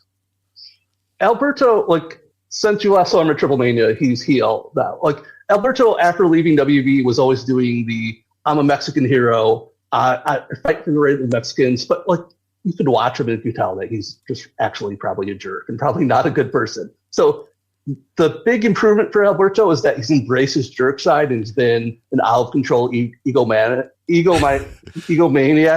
on screen. I make no assumptions of what he's like off screen, but he's been playing this role where he baits the crowd a lot and he instigates stuff, and it's borderline on him actually raging out. And at this point, I'm not sure if you've seen the video. The video is pretty funny because he barely does anything. It's interesting for sure. It's like he goes over the rail a couple of different times. He confronts a fan. He tries to intimidate people, which just plays into his character, but he also plays in this character that's probably what he's really like. And throws a chair at a fan that causes someone else to throw a chair. It causes another fan to get hurt. It's really like, when I heard he was suspended for 180 days, I was expecting to see him like punch someone. I think 180 days is a lot for what he actually did, but also he's clearly out of control, and he's Alberto, who's probably gotten away with things that he should not have gotten away with in his personal life over the last decade or so. So if he's suspended a little longer than he needs to be in Tijuana because he instigated a fight, then I'm not really all that sad about it. Right. Maybe this is just them getting out ahead of whatever the next Alberto thing's going to be, and telling him like, hey, just try to calm down maybe a little bit, champ. Maybe reel it in a little bit. But yeah, if you haven't seen this video, it's like, Alberto likes to do like the "I'm a heel and everybody hates me" thing. So he started throwing, I think he threw coins at a fan first, and then he walked out, and then they were just start throwing chairs back and forth, and that just become a dangerous situation once chairs are getting thrown back and forth. So so he's what, suspended from working in Tijuana for 180 days? Yeah. Okay. So, and they're pretty much serious about their suspensions normally. I think because it's Alberto, he may get away with one. AAA is running Tijuana about once every 6 weeks, so it would be shows that he would miss, but it's only for that city. No one else is going to enforce his suspension. Right. I guess the big luck out for AAA is that apparently they're not running that Triple Mania show in Tijuana this year. I was going to ask. Okay, so that is not an issue then. Triple Mania is not going to Tijuana this year? They have, they did this press conference for the Triple Mania Mexico City, and they spoke no words about anything else they're doing the year. Mm-hmm. They just left people assume that. So I think what's happening is that they're going to end up running a Triple Mania Monterrey sometime later in the year. But they're like, even if they wanted to do it the last set, surprise people, they're kind of running out of time to announce a show in Tijuana. I assume they're just doing one, maybe two Triple Manias this year, which is, I think it will make your life a little bit better. Yeah, that's good. Only one Triple Mania that I have to swallow my pride and watch is probably better. The AAA tag team titles, they are now vacated. Raj Desi and Satnam Singh, they won the titles at Triple Mania Mexico City. Yes, Triple Mania Mexico City last year. They were champions for over 200 days. Cubs, what were the best matches in your mind of the Raj Desi Satnam Singh title reign? Which ones really stood out to you? It's so hard to pick my favorite defense because they had none of them. Oh, they won the titles when Jeff Jarrett hit Negro Casas with a guitar at Triple Mania. So. Of course, we all remember that. Yeah, the not a Mad Lib. That's a real thing that happened. Yeah. Yeah, and then they never appeared on AAA TV again. They were never mentioned on AAA TV. Even in this announcement about them vacating the titles, they're not mentioned. They didn't say their names. It's so good. So there was a point when Raj Desi got let go from WWE that everyone seemed like talked themselves into that was going to be a thing. And I think AAA talked themselves into being a thing. And I have not seen his name mentioned in quite some time. I'm sure he's not busy. So I guess it's just AAA didn't want to pay the money. Other than Maple Leaf, there's not a whole lot of other bookings in Raj Desi's catalog there. So Raj just decided, I'm not going to Mexico again, and Satnam Singh was like, I guess me neither, I guess. So all right, so these guys won the titles, never appeared, never defended them, never mentioned again. Fantastic, love it. So So do we know what they're doing with these titles? Are they up for grabs this weekend? So they are. We don't know what they're doing with them. Oh yeah, what are we trying to assume? Yeah, sorry. AAA posted a promo with Jarrett who complained about the titles being vacated. Oh no! For some reason, blamed Jordan or Dan for it, which makes no sense because they're supposed to be friends in storyline, and that AAA has at least two different babyface GMs that you could blame for this instead, but whoever is blaming Jordan. So Jarrett says he's coming to Rey de Reyes with a mystery partner, and I guess they're defending the titles. I have no idea. No. This is the other half of this is like, this card is Saturday. We don't have a full lineup for this card yet. So I think whatever was going on with this tag team titles delayed them releasing the card because they had no idea what they were doing. But it's 48 hours away. How do you not have a full card? How do you not know? How are we dragging this out even longer? Oh my God. How if I want to torture myself, how can I watch this show on Saturday? You cannot. So that's the good news. Thank God. All right. Phew. AAA, for whatever reason, they are only putting the Triple Manias on Fight, and since they only have one Triple Mania, you're not going to see them for a very long time. It's airing in Mexico. If you're really bored, you can find a way to pirate it. I would not recommend doing that, but I'm going to do it myself because I hate myself. That's fair. It will eventually turn up on YouTube next week. Is this one of those deals where they will put up the thing on YouTube where they do like the highlights, but it's like a 4-hour and 55-minute highlight video? I believe so. I expect that like Sunday evening, like you'll be able to see most of it. That's the best part. Yeah, for people that don't follow AAA, like last year they did this a lot where they would have these Triple Mania shows. They would sell them on Fight for whatever it was, like $30 or whatever. And then like literally a day and a half later, there'd be a highlight video, but the highlight video would be like 3 hours and 10 minutes, and you're like, what did they even cut out? Like, what was even like? It just the whole show is right here for free available, and it made hate watching them a lot easier because you didn't have to pay for it. But hopefully they continue. And then, that like trend. last year, we even had which one the Triple Manias Fight forgot to make. Like they did the free show for the first half hour, and then they never turned it off, so they just broadcast the whole show for free. Right. So I forgot about that one. It's like, I'm glad I'm not paying for the show because I would definitely get ripped off somehow. But I think it's a bad strategy to be bringing in foreign wrestlers and be doing this big show and not put it on pay-per-view and try to make a few dollars. But that's what AAA is for. All right, one more note here. Oh, do two. JBL's coming back again. 2 more notes. JBL's coming back this weekend again. Why is JBL? JBL, because they were doing a storyline where JBL was going to help Dorian buy the company from his mom, and then they it was on every episode for October, and then it was never mentioned again, and now he's back. So I have no idea. Was he involved? No, that was TNA. I'm mixing up my I thought wasn't he involved with Nick Nemeth, but that was TNA. He was. He was briefly, and they never explained why he was involved with Nemeth. Because he turned on Nemeth and joined the Alberto crew. That's right. Okay, so he was with Nemeth in AAA. Yeah, okay, but that was never explained or reasoned or anything. No, of course not. No, absolutely not. Why would it? Yeah. All right, and then the last part that in your I hate that I'm laughing about this because it's actually awful. I want you to read this because I can't get through without laughing about this. AAA is partnering with a funeral service, and they're doing a tribute to La Parka. Explain what the hell's going on here in your news note, because this is insane. They're bringing back the La Parka gimmick. They're putting it under someone's mask. It was supposed to be his son, but his son decided, no, I don't want to do this. So who knows what it's going to be. But they reintroduced him at the Triple Mania where he popped out. He was in the casket when they opened it. And I guess they're going to play off it again. Because they have a sponsorship from a funeral service, right? Yeah, the sponsor funeral service, the same one they used for caskets before. So I'm assuming they're going to wheel the guy replacing a dead man out in a casket and just have him pop up as a way to introduce him. It's just, it's so strange, but it also there's nothing about that doesn't sound like AAA. That sounds exactly like something they would do. Exactly what they would do is say, even had a minute, let's get a funeral service to sponsor the reveal of the new La Parka emerging from a casket.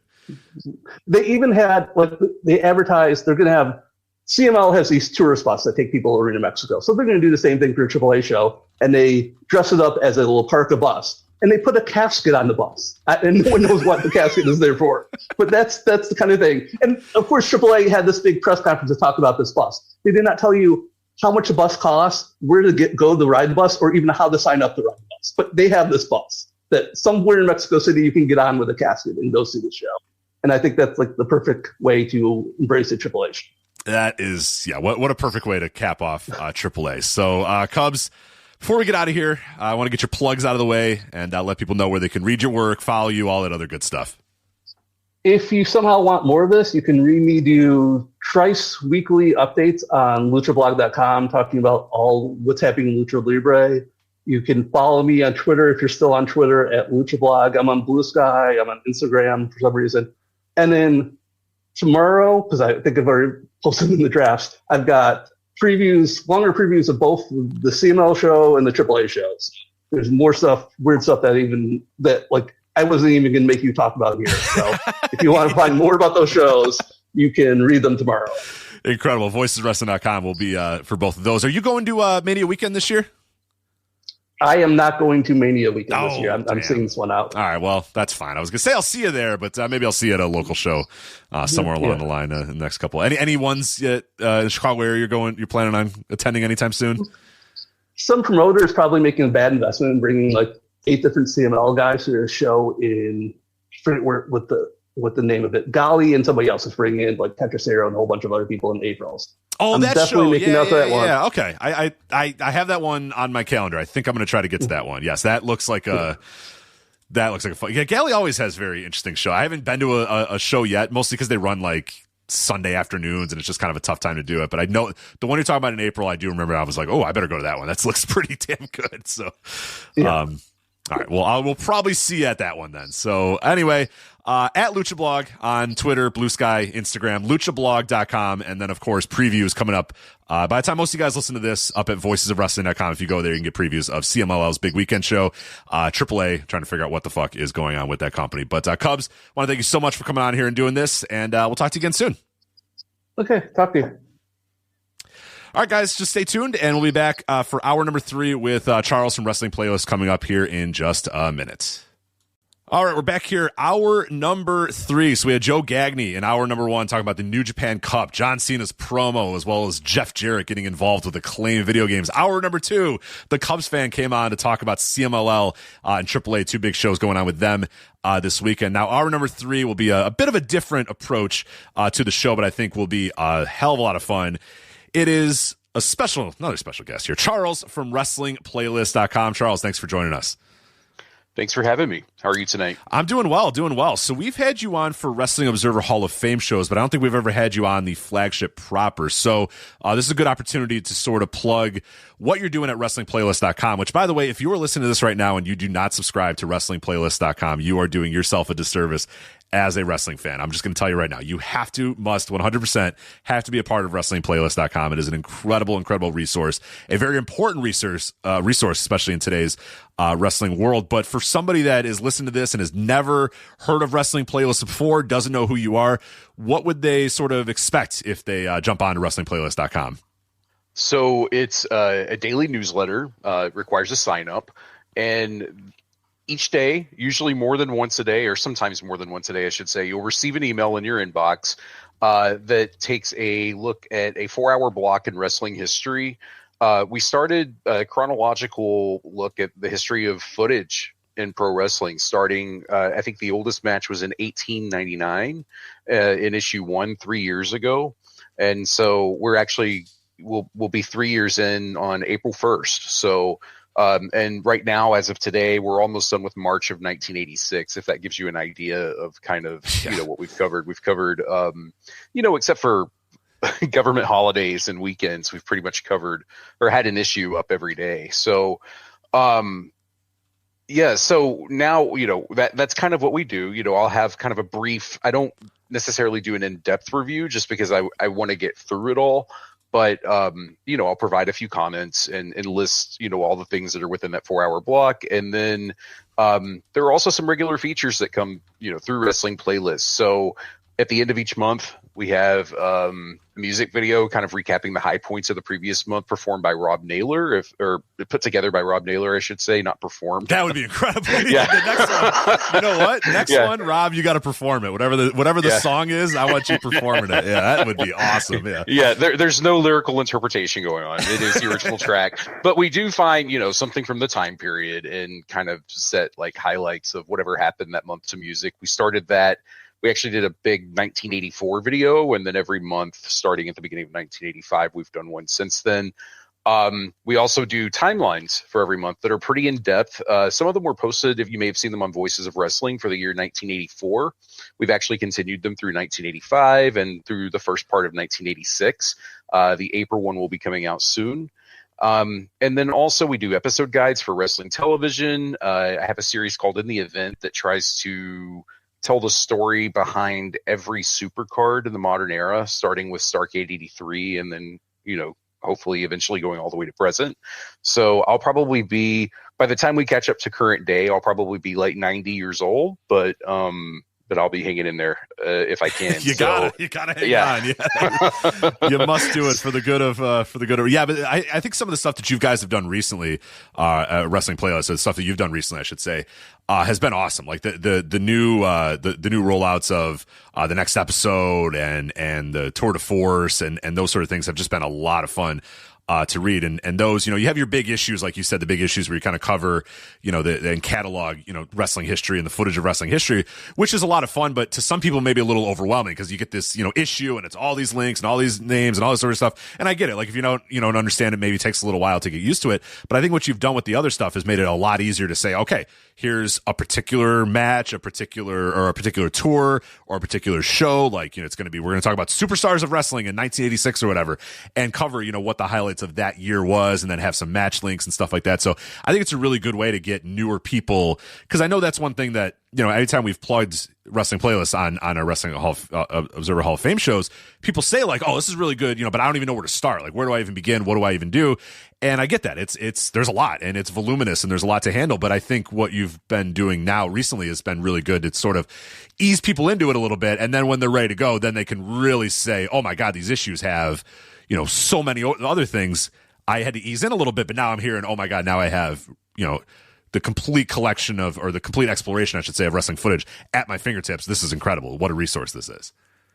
Well, thank you. Yeah, and that is the goal. I mean, so basically with the features, the way that I kind of approach it is, I learned so much just doing this. That's actually my favorite thing about doing this, is that I end up going through old books or newsletters or, whatever other resources are out there, and I learn new things all the time.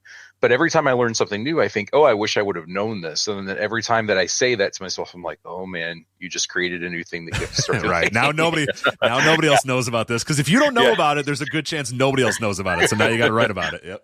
Because I learned things, and then I'm like, oh, you know what? It would be great if we had a timeline. That's kind of, that's just kind of how the features have organically come to be. Just, it would be really useful to know, like, what the behind the scenes is on every Japanese tour, which we started doing with the beginning of 1986. So it's almost like there's an excitement, and then there's a begrudging every time that I have that thought, because I'm like, oh no, now I have to do it. Yeah.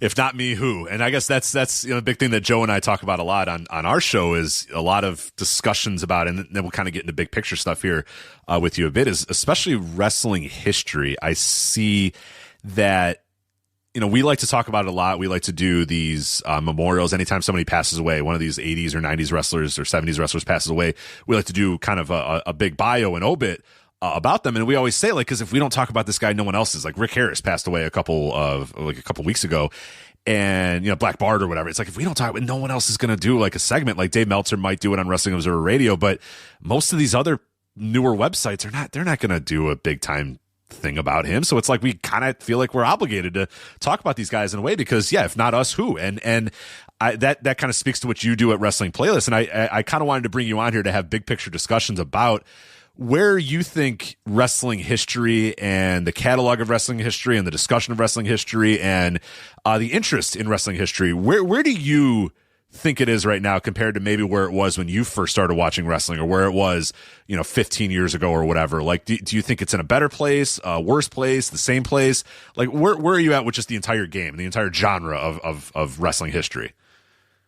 That's a wonderful question. There's so many answers to that, but I'll kind of take each thing one by one. So, I think, if you look back to 2003, I remember when WWE released the Ultimate Ric Flair collection on DVD, and there was a genuine excitement, and that became a bestseller. That was a big deal at the time, and it was because, oh my God, we have pristine WCW footage. How did that ever happen? Like DVD quality, Flair Steamboat matches and Flair Window matches and stuff like that. And there was a lot of excitement about that. And the fact that it sold so well told me that not only was there excitement among, fans like us, but everyone. There was a genuine curiosity and there was interest in that. I have that DVD, by the way. Yeah. I'm positive. I bought it day one. I have it. Yeah, for sure. For the exact reasons that you talked about. It was just such a big deal when it came out. And so I think over time what's happened is I think WWE saw that at first, and then they started marketing their nostalgia. Like the 2000s was when they really started doing that. Flair had the book. They brought back Brett to do that DVD set for him as well. They started kind of telling their version of what happened in Montreal and beating that to death themselves even more than they had before, because now they're doing it in kind of a historic type way or pretend history or whatever you want to call it. But they did a Four Horsemen DVD, so we started seeing more things during that time. But what also happened during that time is all the bootleggers transferred all their VHS tapes to DVD, which meant that they were cheaper. So there was a time period where even people who might have been interested in the history of wrestling, like going back and buying tapes and stuff, it was so cost prohibitive because, think about this. In the 80s and 90s, sometimes it may cost $20 to buy a single VHS tape. And so, you're getting that from some person who has connections in Japan, and they're getting a pretty decent copy or whatever.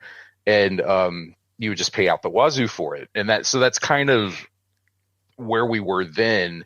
And then when everything started going to DVD, it became cheaper to ship, it became cheaper to produce, it became faster to produce. And then suddenly there was this, at least in the circles I was in at the time, there was this huge interest in the history of wrestling. And then I think it kind of died out for a while. I think, and I think part of that is because, the 2010s were really big for the independents, were really big for New Japan Pro Wrestling, even people who had checked out on WWE. So people had things that they could follow that they enjoyed that were current. There was a period in the 2000s, I would say, and it's not that there wasn't great stuff happening, but there was, I know you were around in that time period, you know exactly what I'm talking about. From 2007 to 2009, it was just is this all it is? It was just this malaise. Everything kind of stunk. Yeah, everything kind of. Yeah. It's I look back at this era a little differently because Ring of Honor, people go back now. We have people in our Discord that are going back and watching 2007, 2008 Ring of Honor, and they're like, I can't believe everybody was down on this. This is really good. And I was like, it wasn't bad, but it just wasn't the same. That. The thing is that era in the independents was Gabe was gone from ROH and they had this whole new thing. It was just a whiplash. And it was hard for fans that were really invested in what ROH was before that to then show up to the building one time and the headbangers are wrestling. And you're like, what the hell? What the heck are the headbangers doing here? What's happening? And you go back and it's fine. A lot of stuff going on in that era is still really, really good. And there's some stuff that really could sink your teeth into, but it's not quite the same. And then WWE was just bad and TNA was mostly bad in that era too. So there just wasn't a whole lot to watch. It's that's the other thing too that I think a lot of people don't, if you're a newer wrestling fan, you might not understand that there was a lot of time to watch other stuff because there wasn't that much wrestling on TV. Now you're getting, 15 hours of first run, American wrestling television available to you on, if you're on any sort of cable or any sort of streaming service, you could probably pretty much get that. That wasn't what the case was in that era. When you're talking about that 2005-ish era when the 2002 to 2005 era when WWE was releasing so many of those DVDs, it was you had time to watch that. You had a 2-hour Raw and then maybe a 2 hours of SmackDown. And then maybe if you wanted to watch TNA, that was it. That's all you really needed to do. And then your monthly Ring of Honor show that you would, either go to or whatever. And then a couple indies here and there. But yeah, we were really devoid of content. And then 2007, 2009, you're right. There was a certain malaise about wrestling in general. That was the closest I ever came, I think, to not watching wrestling anymore. I think like 2007, especially in the wake of the Benoit tragedy, I was like, yeah, I think I'm good on wrestling. And I really was out of wrestling for like a couple of months, and then I don't know, I couldn't quit it. I told myself I could quit it. I couldn't quit it. I was right back. Yeah, I mean, that's almost exactly my story. I mean, I went through a period in the late 2000s where it's just like, why am I still following this? Like, if you followed wrestling like we followed wrestling, I mean, it's not fun to talk about now, but Chris Benoit, what he did was horrible, but it was, in addition to what he did, there was also just the impact of it being Chris Benoit versus being someone else, which sounds odd, but you know what I mean by that. Absolutely. No, I always tell people the reason I never get tattoos is like, if I got a tattoo when I was like 14 years old, I would have gotten like a Chris Benoit tattoo because he was like my favorite wrestler. Yeah. I had a Chris Benoit fan site, which is thankfully no longer around, very much deleted. It was on GeoCities or whatever. Like he was by far my favorite wrestler. Far and away my favorite wrestler. I would argue with people online all the time about Chris Benoit. So yeah, when it was him that was this monster and this awful human, it was just like, okay, now I don't know. Now I don't like have any attachment to this thing whatsoever. Like, this is my favorite wrestler, is an awful human being, just a terrible human. Like, what do I do? Like, I really had that sort of crisis of I'm not going to watch this anymore. I'm done. I'm out. Like, I don't need this anymore. And WWE, I think, also at times, I mean, it's great. We always wanted, I remember I was one of these people that was like, why doesn't WWE ever talk about their past? It's like every time you're watching the show, you're watching for the first time.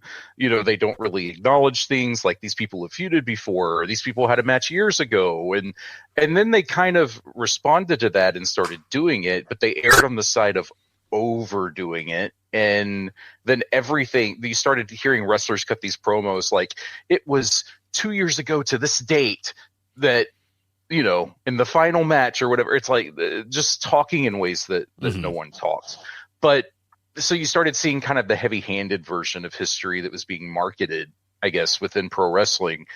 And then, time passes and people get older and, like, it's one thing to have memories of Ric Flair as a guy in his 40s on Nitro. It's another thing to have only known Ric Flair as an old guy on Nitro. Like, it's just like, that's the only time you've seen him. So, or at least, when you were watching in real time as a fan. So, that's part of it too, is just that time passes. As far as where we are now, I do think that there are still people who are interested in it. And my philosophy is always just that the people who are interested will always find their way to it. So I don't worry too much about the people who aren't. I don't think, if someone wants to be a fan and it's just a TV show that they watch every week or just something that they go do live and that's kind of the extent of it, like, I don't begrudge anyone for that. I think that's a perfectly reasonable line to draw. But for the people who are interested, it's definitely still out there. And I felt like the time was right, I guess, for a project like this, because, okay, things have settled for a while. And it still happens actually more than you would think, but for a while, new footage was surfacing all the time. And when I say new footage, I mean new footage of old things that we didn't even know existed. But then we went through a long period where that didn't really happen so much. And it was like, okay, I think now we can start to wade through this and make sense of it and help people know where to start, and even, I mean, I struggle with that because of the volume of everything that we cover in wrestling playlists, but the goal is not necessarily like, oh, if you don't read it every day, you're not going to be able to keep up. It's more just, this is done. It's there. If you access it tomorrow, it's there. If you access it 5 years from now, and you can go back on your own time, follow your own project and your own path. And maybe this will be helpful for you. Yeah. I think that's really important, to do. And, I think you bring up a good point there about, right now we're in a situation where WWE is popular again, in a way that they have not been popular for a long time. Like, you might need to go back to the Attitude Era to get anywhere near, I think, the level of, in terms of box office. Like, box office wise, they're doing well, and there's obviously a lot of new fans that have just started watching WWE recently, and that's, in one hand, that's really good, and it's good to see new fans and stuff, but it does not feel like these fans are as invested in the wrestling history as much as maybe you and I were when we first started watching wrestling.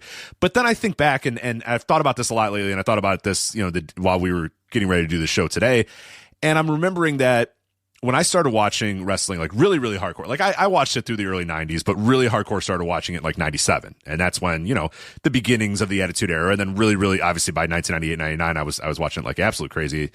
And I do remember even then that I was a wrestling fan that was watching Raw and was watching Nitro and watching Thunder and watching all this sort of stuff. But I was also interested in wrestling history. So I would go to the library and I would read books about wrestling history, and I would find old VHSs if I could at a video rental store, and I would watch it, and I would, you know, go on the early days of the internet and read as much as I could about wrestling history. I was wired a little different that way, where I wanted to be, you know, I wanted to know about wrestling history, but then the rest of my friends didn't give a fuck. They didn't care at all about anything about wrestling history. They just wanted to know, like, you know, what Sable was wearing on Raw, and then what Steve Austin was going to do to Vince McMahon, you know, that week on Raw or whatever. That's all they really cared about. And I'm thinking that, you know, while I think, oh man, none of these new fans today they don't care at all about wrestling history.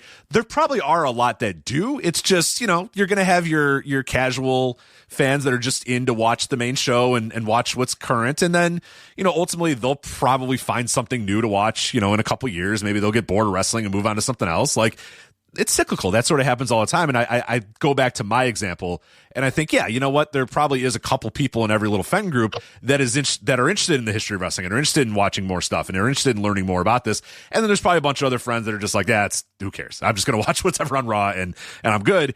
And that's probably what's happening. So yeah, I don't know if it's fair to just assume that every new fan does not care about history. It's probably just similar to what it was in every different era, where you're going to have a couple of little, you know, people that emerge out of all these little friend groups and all these little groups of new fans that are going to be interested in this sort of stuff.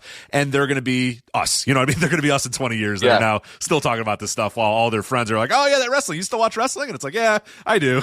Like, oh, that's cool. And then, you know, then you have no more conversation. They just go, is this guy still around? And you go, yeah. And they go, okay. And then that's the end of the conversation. So when I started watching, it was like mid to late 80s, and they would do things like, there's 6-time NWA World Champion Lou Thesz at ringside, and I was like, ooh, Lou Thesz. And then I would read the wrestling magazines, and Lou Thesz would be talked about with such reverence, and so that intrigued me. And so even like I learned, and I was kind of taught very early watching wrestling, like, you know, Lou Thesz is this god of wrestling, and so I understood that was important. And then like in 89 or so, I was like, you know, around 10 years old. They started doing a magazine called Wrestling Classics that was just republished articles within old magazines that were combined as a new magazine, which is a great kind of double dip if you think about it financially. But yeah. But it was great. I mean, and so I read all these things about like Lord Alfred Hayes, like the WWF announcer, you know, feuding with someone in Mid-Atlantic or something like that. And that's how I learned a lot of things and just, you know, gained an interest. The video rental thing was huge, obviously. But also you would hear like on commentary, Jim Ross is always saying our world title goes back to 1905 and all that kind of stuff. And it just really interested me. It was just ingrained in me in the way wrestling was presented at that point in time. And you don't really hear now, like, you know, fighting for the championship that goes all the way back to 1963. I'm sure, you know, well, like I think that the Japanese companies do that, of course. Like New Japan, like that 1972 thing, they do such a great job of emphasizing that, and it's come in handy because it helps them market milestones in their history. Like they're very, very good at that. And I always feel like in terms of how the history works and how it influences what we're watching currently, the Japanese companies, I always feel like, do so much better of a job making it feel like there's a through line from Inoki to Hashimoto to, you know, Tanahashi. And so like, it just like, you can see how one generation led to the other, and they're all continuing the same tradition. All Japan used to be great about that. Noah's great about that. Like that's just part of the way that they present pro wrestling. And I always wanted that here, but I think the mindset, you know, in America is always just like, you know, make a quick buck. So it's never really happened like that.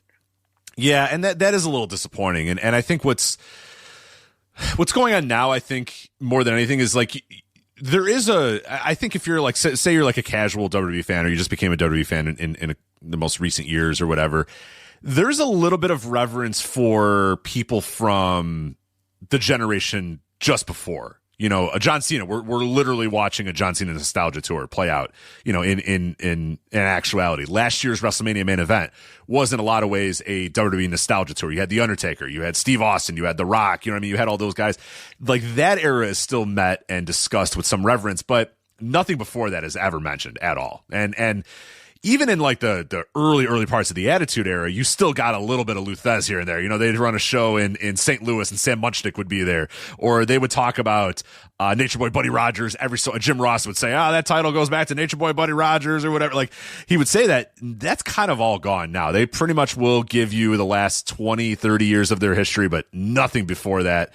Nothing before that really matters or is discussed at all. And obviously nothing besides WWF or WWE stuff is really discussed. And I guess that's my one worry, is that unlike you and I, and like I said, I was the one in the friend group that was interested in all these other things, and you were like, hey, who's this Lou Thesz guy? I got to learn more.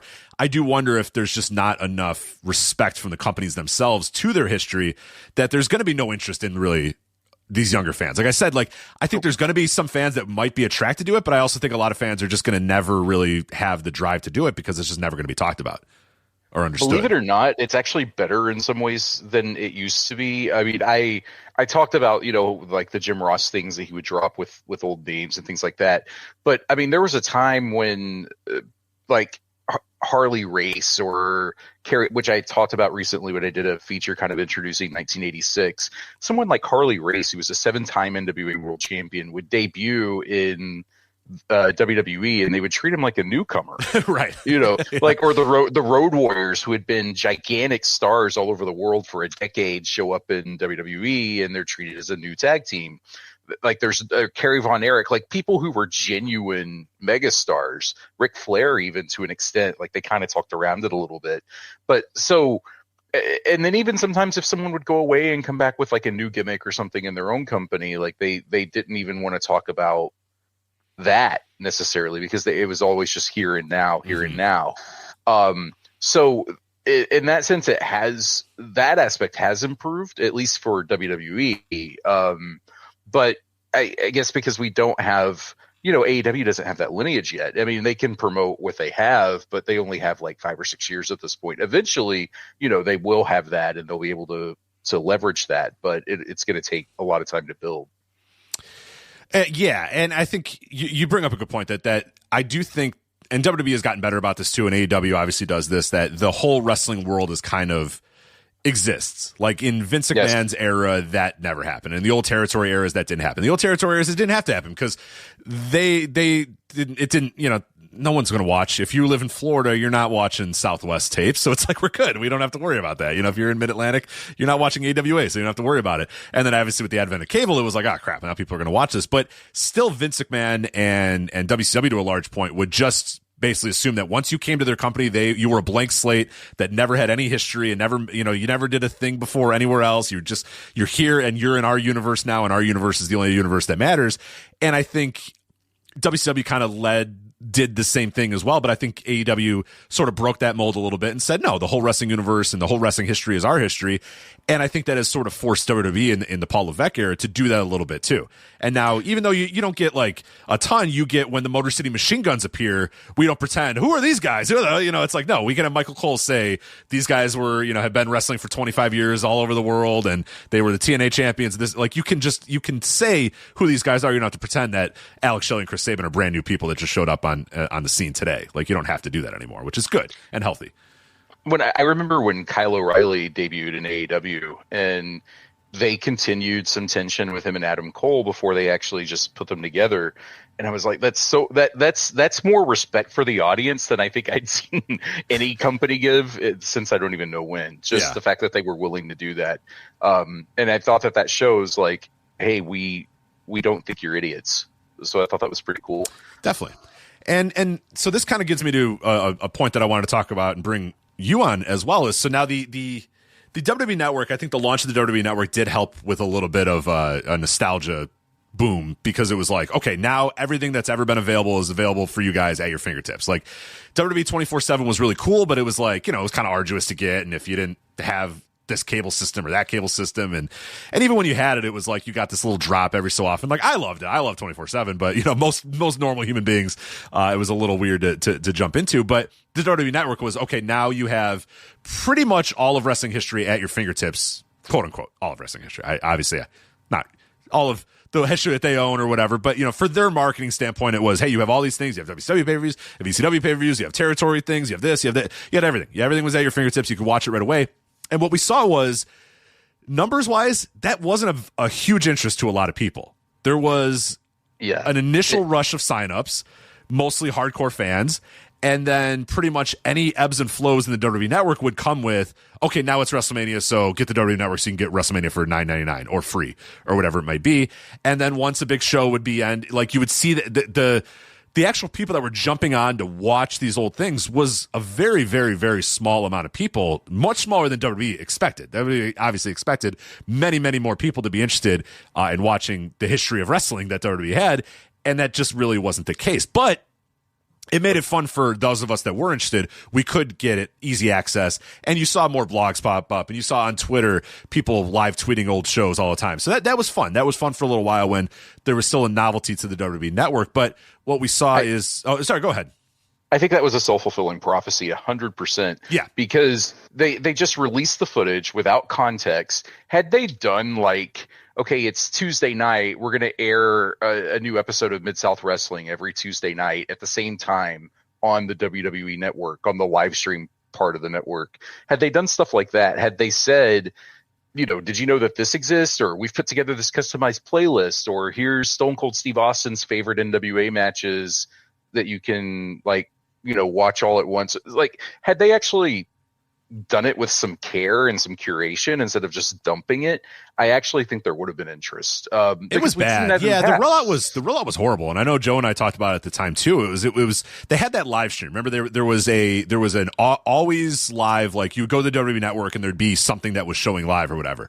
Yes. And they never did anything with that. It was like you would go on, and I remember the second day of the WWE Network, it was like they showed Survivor Series 2008 like 6 times. I'm like, what are you doing? What the fuck? Like, every Monday, have Raw and Nitro, and have somebody stand up and talk about it. Like, they could have hired just a couple of people, like not that many people, honestly. They could have hired a handful of people, built a little studio, and basically had someone at the desk almost all times of the day to say, all right, it's Tuesday. Like you said, it's Tuesday, December 8th, and we're going to go back and watch a classic episode of Mid-South Wrestling with Bill Watts, and explain the card a little bit, and maybe have a WWE wrestler say, yeah, this guy, and show the episode and talk about it and break in. And Monday nights, what an easy win Monday nights would have been to have Raw and Nitro stuff. You could have done a anything, but have somebody at a desk, have somebody explain, record stuff with wrestlers, do anything, but they didn't program it at all. They just said, here's everything, and there you go. All right. Nobody wants it. Okay, fine. It's just like, well, hold on a minute. Yeah. You're not giving any, how are people going to find this stuff?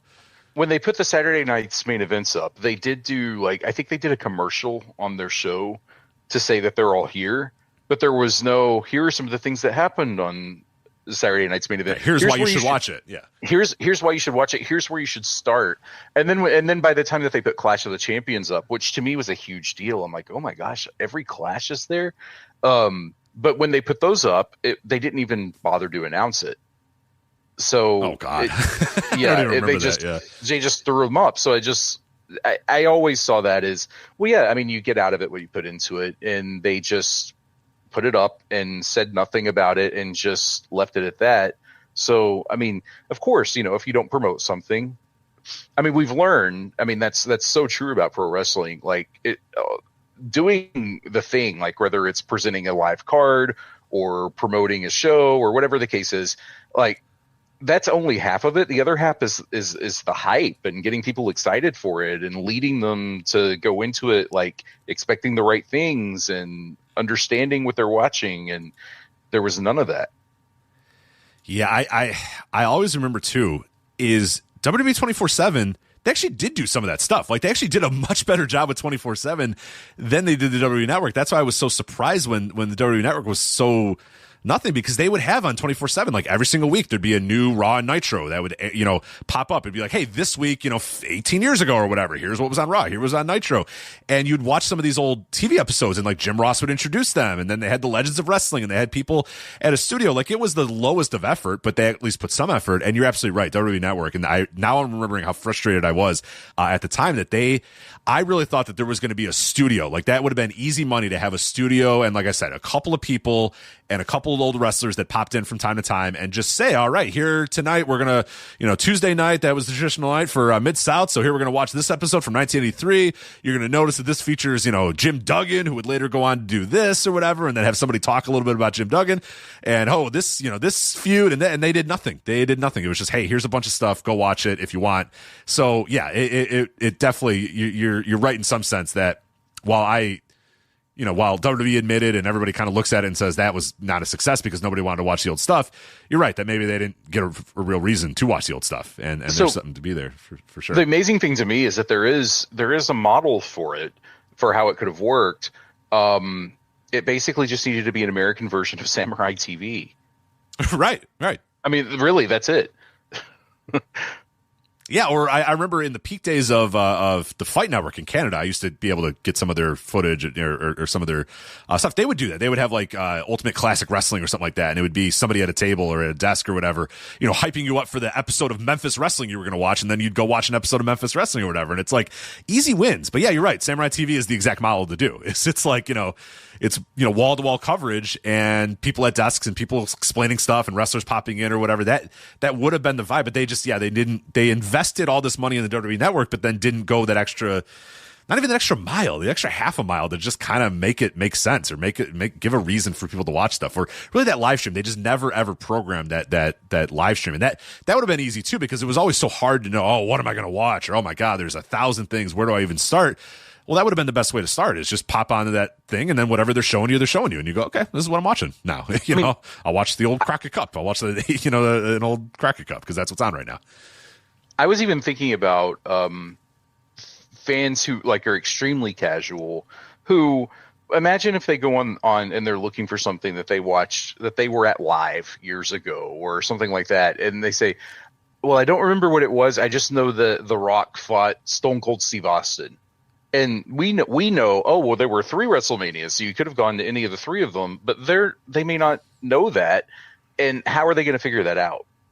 Like, I just remember thinking from that fan's perspective, like, what would their journey be to get to the show that they saw live and watch that match? It just wasn't laid out. Oh, it'd be nearly impossible. Yeah, the search function too. If you typed in The Rock and Stone Cold, you would have gotten. Remember, it was like every segment that Stone Cold was ever in on every episode of everything ever. You're like, okay, it seems like a little much. I don't know if I need 8,000 results for maybe give me some highlights here, give me some sort of organization. Yeah, they just never went all the way with it, and it was really disappointing. But that leads me to obviously the move to Peacock, and that is essentially the network's not working. We're just going to sell it to the highest bidder. Okay, here you go. You guys take it. And then Peacock just kind of dumped it on their service, just like you said. And then it was like, whatever. WWE didn't care about it anymore. It all moved on to there. And if you cared to watch the history of wrestling, you could watch it on Peacock if you really wanted to. But if not, whatever. And who knows how many people are really watching this stuff. I'd say it's probably minuscule, the amount of people on Peacock that are really watching all that old stuff. And that leads us to whatever's going to go on now and in the future with the WWE Vault. And all the tapes that they own and all the wrestling history that they own is, they're moving on to Netflix. Internationally, they're all on Netflix right now. And we saw the lineup of stuff that WWE was going to give to Netflix. And I think anybody with a mind of the wrestling business and of the streaming business knew the days of getting everything was over. Netflix does not need 9,000 hours of WCW. You know what I mean? They don't want world-class championship wrestling tapes from 1984. They don't care. That's the lowest of the totem pole for Netflix of something they would want. So when the list came out of what WWE was going to give them, it was a couple of these pay-per-views here and there, and some more stuff will be added here and there. And I don't even know if they've added that much. I think they have like a couple of pay-per-views up there and a couple of old Raws and a couple of old SmackDowns without any real rhyme or reason. It's just kind of like, here you go. Here's a bunch of random old stuff. There you go. Good enough for you. And Peacock obviously still hanging around for us in the U.S. till the end of the year. And everyone was kind of wondering, okay, what the hell's going to go on with this footage now? Are we just going to go back to the dark ages where all this footage is back and we don't even have DVDs anymore. In those days, like you said, in 2002, we was like, holy crap, we're going to get a DVD that's going to have some stuff on it. Great. Yeah. Like, we might be in the real dark ages. But what the rollout has been so far over the last year and a half has been this WWE Vault channel, this youtube.com/WWE Vault, where a lot of old stuff and a lot of old shows and a lot of old found footage and stuff has been uploaded. And now we're starting to get into this WCW channel that came up recently, and I thought the rollout of that's been pretty good. There's been a lot of stuff on there. It's been getting some good amount of views. They've had a live stream going for weeks on end, I think, at this point. I think they still have the live stream going where they're just showing old WCW stuff nonstop every hour on the hour on YouTube. And there's a ECW channel that appears to have been made by WWE, but nothing is uploaded there just yet. So are you pro whatever's going on with this WWE Vault stuff? Do you think this is good? Do you think this is ultimately bad? Like, where do you stand on if this is where we're going to get our nostalgic footage from and our wrestling history footage in, the official quote unquote wrestling history footage? Are you okay with it just being on YouTube and being uploaded by WWE whenever they decide they want to upload a particular match or a particular show or pay-per-view or whatever? Yes, because it's democratized this way. It's not behind a paywall or anything like that. So it becomes very easy for people who want to, share what they know about wrestling history or help it make sense for people to just say, here's a YouTube link. Let me tell you about the show. So in that sense, I think it's wonderful. I do wish that they were releasing more rare stuff, but I'm always going to think that, like, even if they were putting out like something rare and never before seen every day, I'd be like, why aren't they doing 2 things every day? So that's just, I think how I'll always be. Yeah. But no, I do think it is ultimately a good thing. I would even say a great thing. To me, it's a really good sign that they split up WCW and WWE Vault, because what that says is that they realize there is an audience specifically for WCW footage. I mean, and even think about that. I mean, it's one of the things, I think it would blow people's minds to remember this now, but there were like 2.6 million people who watched Nitro, even at the very end, every single week, that did not convert when WCW folded. They just stopped watching wrestling. They just disappeared. It's like this lost town almost. Like, just where did all these people go? So there are people who just, especially in the part of the country that WCW did its biggest shows, like the Carolinas, Atlanta, etc. There are people who just never accepted the McMahon version of wrestling. They just never had any time for it, and they were never going to watch it. And so I think, maybe as many of those people don't exist now as did, 20 years ago when WCW went out of business. But still, there are people who don't really care for the WWE version of wrestling, even if they're in the minority, who are out there who would be really interested in more WCW footage. So the fact that they split that off, the fact that they split ECW off, even though I don't even really know at this point what else they could even release from ECW, I'm sure there are things. I'm sure that, someone will tell me, no, actually, these are the things that would be great for them to release. But, yeah, so I think it's a great thing. I hope that eventually they do a Territories Vault too. Yeah, I mean that's what I'm hoping for. I'm nervous about the Territories. I definitely am. Like, that seems like the one that's going to be the hardest for them to invest in. Like, it made sense. WWE Vault made all the sense in the world. You're going to put up all the old WWE pay-per-views and all this found footage that you found. That's cool. That one I knew was going to happen. But then what was cool about the WWE Vault initially was when the guys started doing polls, whoever's running it or the people or whoever's running it, I don't know, started putting those polls up, and some of the polls were like, all right, there's some interesting stuff here that this person might want to release this Battle from Atlanta. You know what I mean? Like, might want to release this old Greensboro show. Like, this person seems like they at least have an understanding of wrestling history. This team at least seems like they have an understanding of wrestling history. And then there were some really cool events. Like, I know that there was what was the one where, and I think you were leading the charge. And I remember I had it on like 5 different TVs to try to gas the numbers up a little bit. What was it? The Greensboro show, right? So they had 2 Omni shows. That was Omni? That was it. Yeah. And they did like a live stream, like tomorrow, Sunday at like 4 p.m. We're gonna air this like Omni show. I remember it was like you and a bunch of other people were like, we gotta watch. Everyone's gotta watch this to make the numbers look good, so people think that we need more of this stuff on the Vault. And I think it worked. I think it worked. I remember it being pretty big. So it's just like, you guys gotta watch the shit out of this. Yeah, I had it on like I have a TV in my garage. I had it on there. I had it on a TV in my. I had 7 TVs going with like the Omni. I would tell my mom, I'm like, hey, get on on YouTube and I don't want to watch it. I don't care. Just put it on the side. Like, this isn't about you. It's about wrestling history. Like, there's no time. Hurry up. We have to do this. Yeah. Charles told us we have to do it, but stop asking questions. You're right. I'll explain later. I have no time, but that's cool. I'm glad they're doing that. And yeah, I initially the WWE Vault, I was like, geez, because sometimes they would upload like, we're going to give you the King of the Ring 1998 Hell in a Cell match. And you're like, oh, God, everyone's seen that. But I think they've done a good job of staying consistent with it. There's a lot of stuff up there. And then when this whole WCW thing came up, this whole WCW Vault, and it had a lot right away, I was like, okay. This is okay. I could be all right with this. I'm not in love with it because they can still pick and choose what they want. It's still at the whims of like whoever is doing this. I don't know if it's a whole team. I don't know if it's just one guy. I don't know what it is. We're still at the whims of that, and we don't have territories yet. We're still very low on a lot of stuff, but I will say that this is not bad. If this is what we're going to get moving forward, I'm okay with that.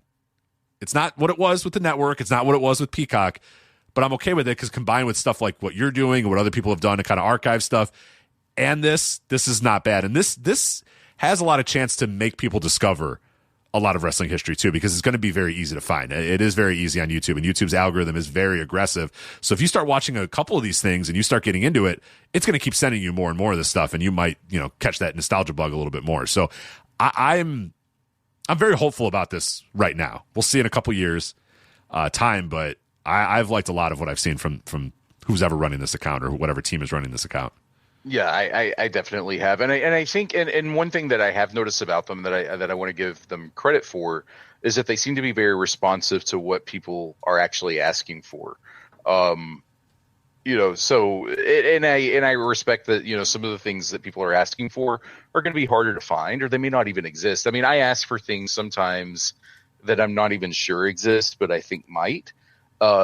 And I think that's okay. That's kind of what we have to do because we don't know what's in their library. But so they did that screen thing that was, do you remember the screenshot they did to promote where they did like kind of the icon of like the thinking, and they had all those comments like, it would be great if you did some Greensboro Omni, Yes. Yeah.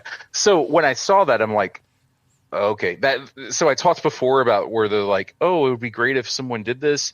That's where the idea came from that I'll be rolling out in wrestling playlists soon that I know you wanted to talk about. But was seeing that and realizing, oh, okay, if those of us who do have, readers and can get some attention can say, hey, these are the things that strategically, if we're all requesting these things and we're kind of pushing in the same direction, they're probably more likely to put them out.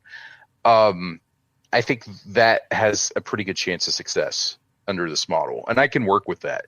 So I'm going to be rolling out a feature called Visions of the Vault.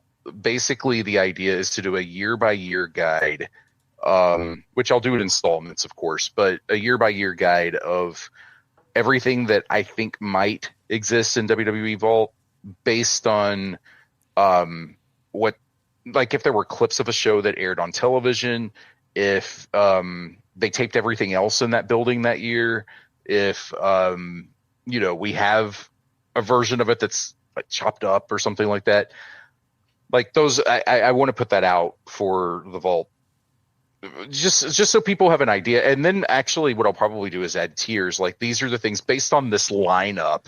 This would be the number one show to ask for. Yeah. And this would be the number two show, just to kind of give people some guidance. And just so that we're not just all like kind of all over the place. Like I remember my heart sank when whoever it was made that comment, like when WWE Vault actually said, what would you like to see? And someone said, I'd love to see a playlist of all of the Undertaker's WrestleMania matches in the street. And yeah. I just said, I mean, person, they don't have to be a fan like us. So what? Like, I don't have anything against that. It's just that I thought, wow, we've really got to like get the message out of what's worth asking for, what it makes sense to ask for. So yeah, I'm happy to help with that. Our wrestling, the wrestling history and what WWE owns is so precious to so many of us that we can't let I need the Undertaker streak guy win. We can't let that guy win. Like, we need to win this one. Like, that guy's winning. That guy has already won. He doesn't know it, but he's already won. We keep losing. We can't keep losing. We have to win some of these. So that guy, he's good. He will win. He will sometime very soon figure out that he could very easily find all of the Undertaker's WrestleMania streak matches. Not hard at all. We need to win. And I like where your head's at here, and that's a really cool feature, and I'm going to be really, really interested to see what's there. And yeah, it does seem... What I have noticed is it does feel like this WWE Vault person, they obviously have, they have to adhere to certain standards of whatever they want, but it does feel like they have an appreciation for wrestling history and they understand it. And that is really, really cool and really, really valuable. And like you said, we need to then maybe democratize that a little bit and say, all right, guys, let's maybe all get on the same page and try to get this thing, because if they don't release this right now and they're hot and heavy about releasing stuff right now, like, who knows? Like, who knows what's going to happen? And I think that's maybe the most important thing, is that clearly right now it's a thing. It's a thing that this company is invested in.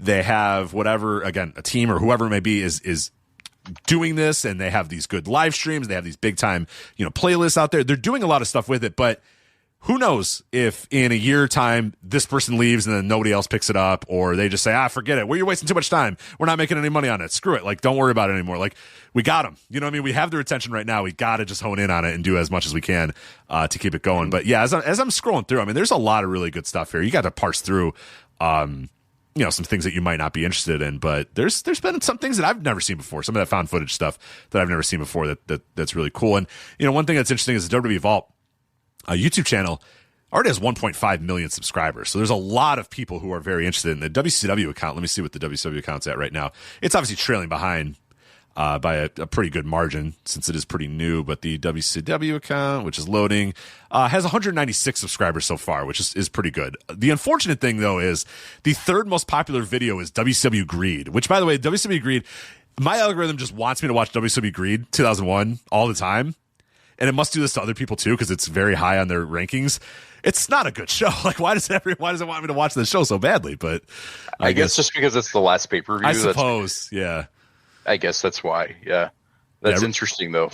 Yeah, that's so. The number one right now in the WCW is the Outsiders versus Luger, Sting, and Savage from Bash at the Beach. Which, all right, fine, whatever. The second most popular is Hogan versus Goldberg. Atlanta, Georgia Nitro, which, okay, fine. And then the third is Greed, unfortunately. And then the fourth is, this is interesting, Goldberg, Hulk Hogan, and Sting versus Kevin Nash, Rick Steiner, and Sid Vicious from August 1999 WCW. So it's kind of all over the place for WCW right now. But hey, you know what? It's getting there. I'm just glad it exists. There's full episodes of Thunder. Like, that's not bad. That's not bad. So what they'll never do, which would be amazing, but I don't know if WrestleMania 4 is on WWE Vault. I'm guessing not, because I don't think they have the WrestleManias there, which it makes sense to protect that. I get that. But if WrestleMania 4 was there, I mean, that was the same day as the first Clash of the Champions. To actually do like a Super Sunday stream on a Sunday and have both of those shows and explain like the story of them going head to head and how that came to be, and maybe they won't do that because it doesn't make WWE look great. Yeah, I was going to say, but yeah, they won.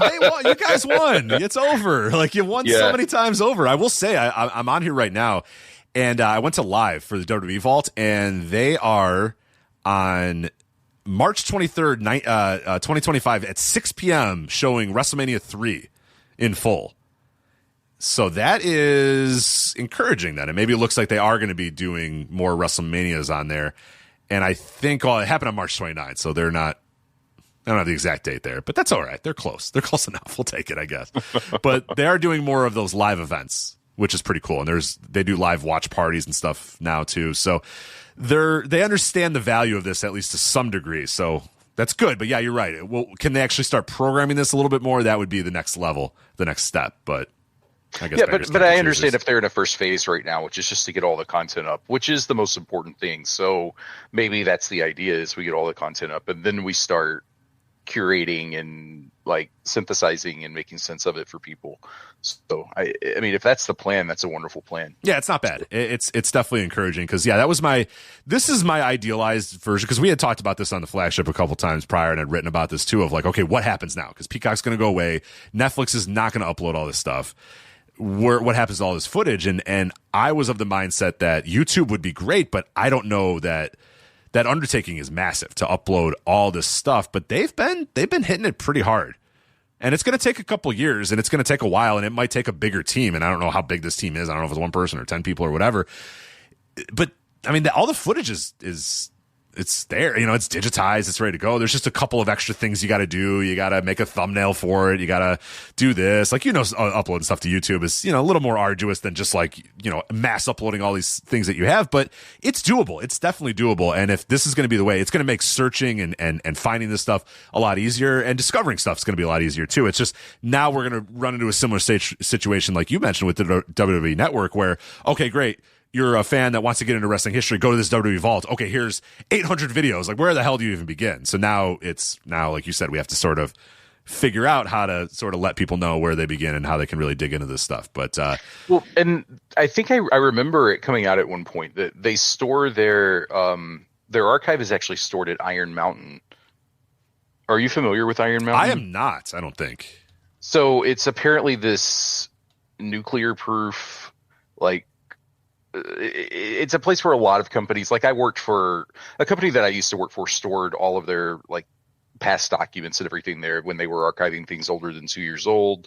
But a lot of companies will use it to store their records. But I just wonder about that because I don't know. I mean, from what I understand, Iron Mountain is like maximum security and it's very heavily controlled. And I wonder how hard it is for them to actually get to the archives to get the footage. Like, I don't know if there's a process involved in that, and maybe that's part of the cost, and maybe that's one of the hurdles that they have to overcome. I don't know the answer to that, but I do know that they store everything in that like nuclear shelter, basically. Interesting. Okay, yeah, I didn't know that. Yeah. Now I'm looking at pictures of it now, and it's just literally a cave, like inside of a mountain. You weren't kidding. And there's just data centers inside of that mountain. That is very interesting. Yeah, so if they have something, I mean, I don't know.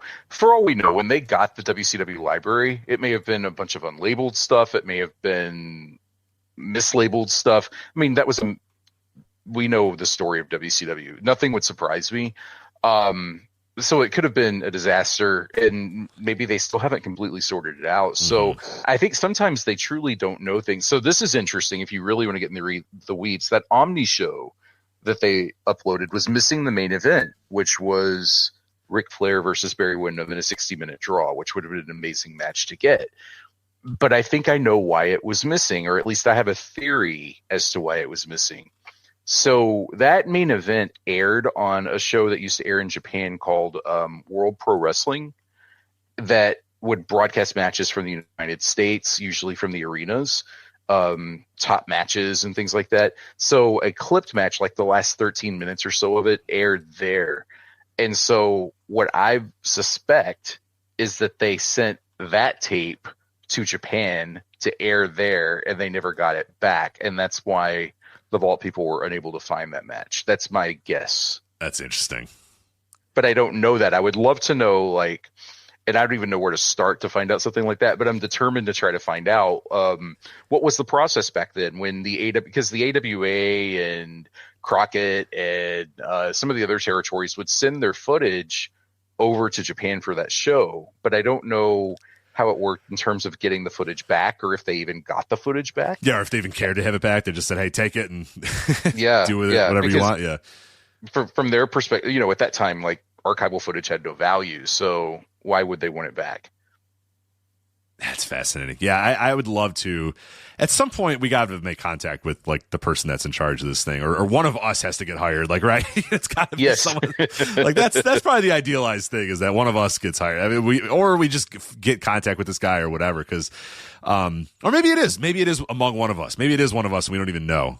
Is that possible? Probably not. But I think they wouldn't be able to keep that from us. I think we would all know, but no, that would be, I would love to make contact with this guy. He probably does not want to. This whoever's in charge of this, they probably don't want to make contact with us, because then we're just going to annoy them to no end. Yeah, which I can tell you right now, if you're listening, I would do that if I knew who you were. So don't tell me who you are. Don't tell us, because we would have. You just talked about a new series you're going to do where we coordinate our harassment of you to upload things that we want you to upload. Like, come on, man, don't tell us who you are.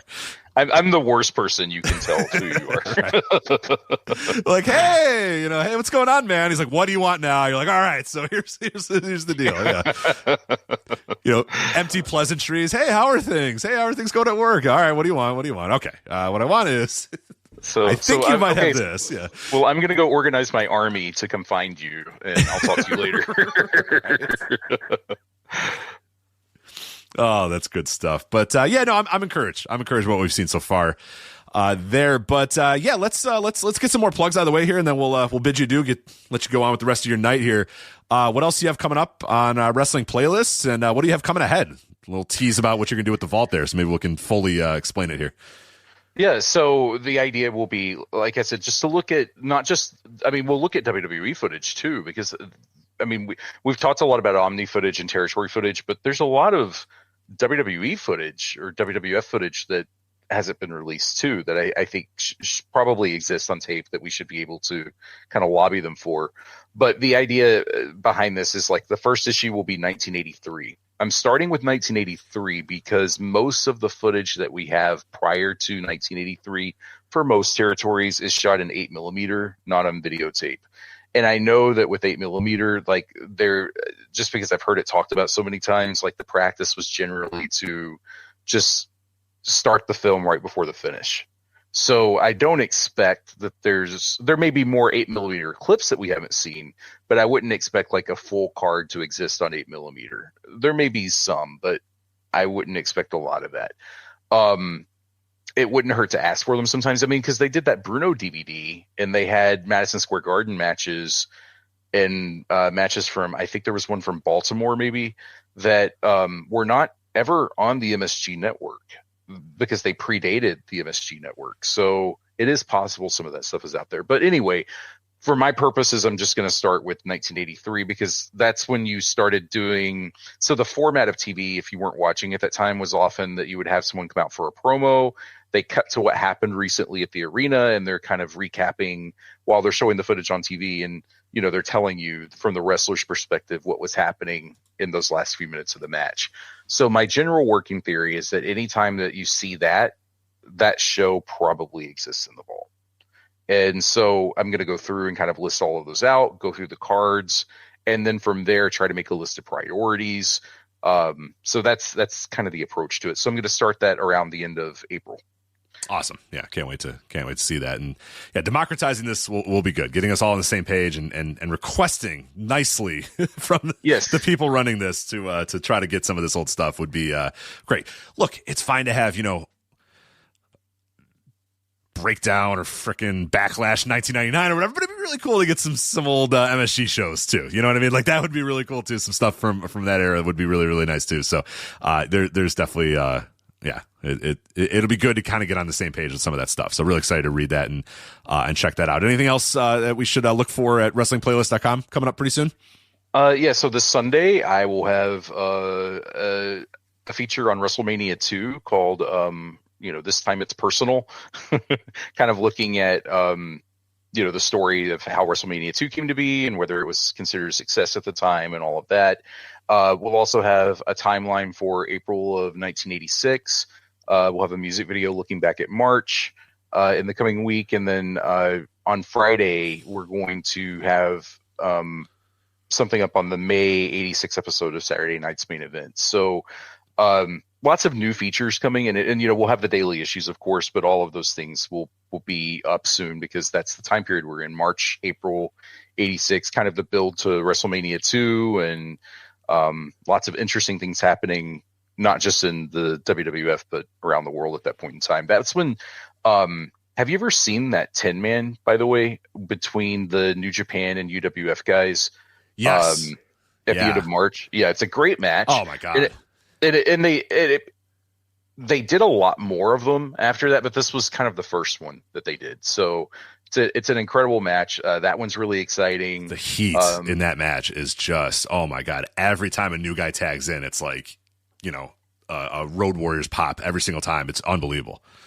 What's amazing about it is that New Japan brought those UWF guys in like on the previous series.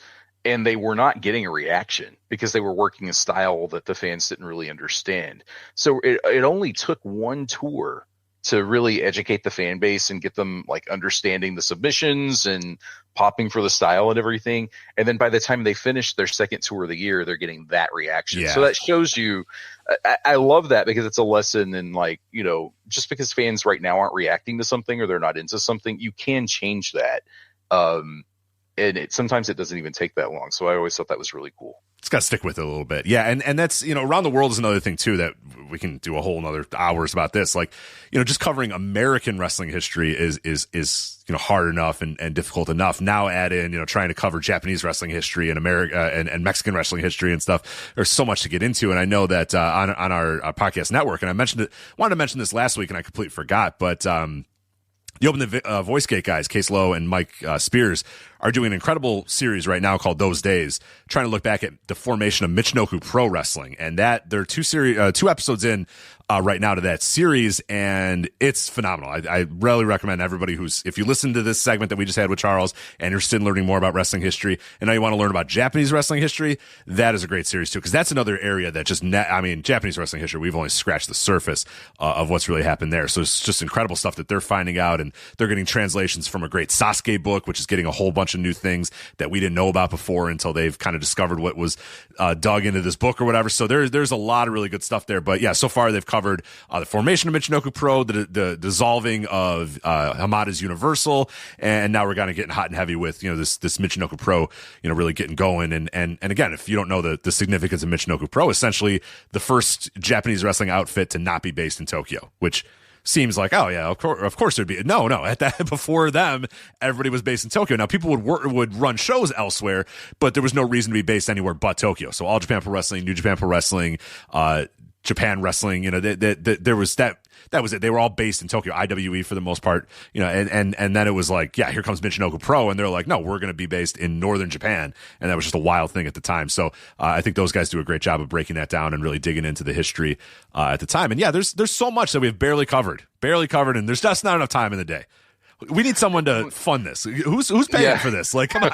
Like, we all have to work. Why do we have to work? This is dumb. Somebody pay us for all this stuff. That's the dream. Yeah, I mean, and with Michinoku Pro, I would just add like that. I mean, the other significance of that is that it was like a melding of so many styles from so many places. I mean, the Michinoku Pro working style was kind of a hybrid of the traditional Japanese style, you know, that All Japan and New Japan were doing, combined with the lucha style, combined with even some American elements and some. It was basically just, I mean, it's where everything kind of came together, and that's really the way that wrestling is now. Like there, you see, you know, New Japan influence if you're watching CMLL. You're going to see lucha influence if you're watching a show in Japan. You're going to see both if you're watching an American show. That's just the fan experience now. But Michinoku Pro, I think, was really the first wrestling promotion to really go all in on that. So, yeah, the melding of styles is something that, like, now we take for granted. Like, every wrestling show has a bunch of different styles of wrestling. It's like, no, there was a time where that was like a unique thing. And yeah, them saying, hey, we're going to take, you know, some elements of lucha libre and some elements of Japanese wrestling and meld them together and then throw in some American too. And that's what we're going to do. And it was like, yeah, it was a wild concept at the time that now, again, like you said, feels very commonplace. Like every wrestling promotion feels like they're that. These days and doesn't have, like, most wrestling promotions do not have like one clear like identity. You know what I mean? Like if I told you what's the identity of this company and that company, it's very hard to say, oh, it's this, you know.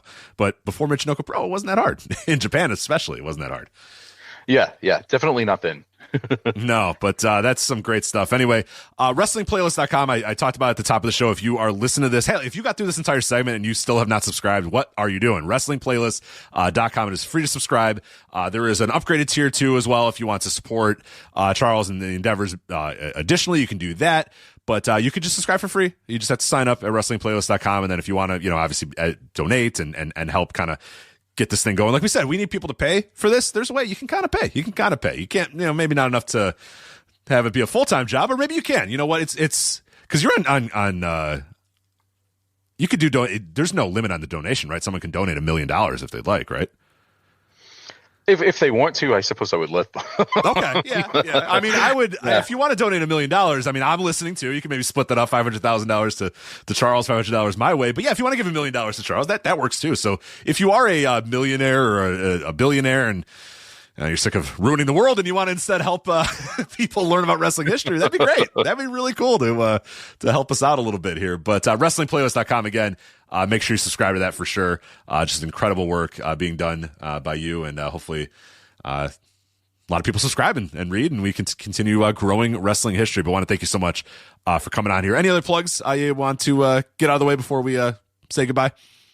No, I just want to thank you for having me on here. I really appreciate it. I really respect the position of Voices of Wrestling in, our community and kind of, what you've built over time.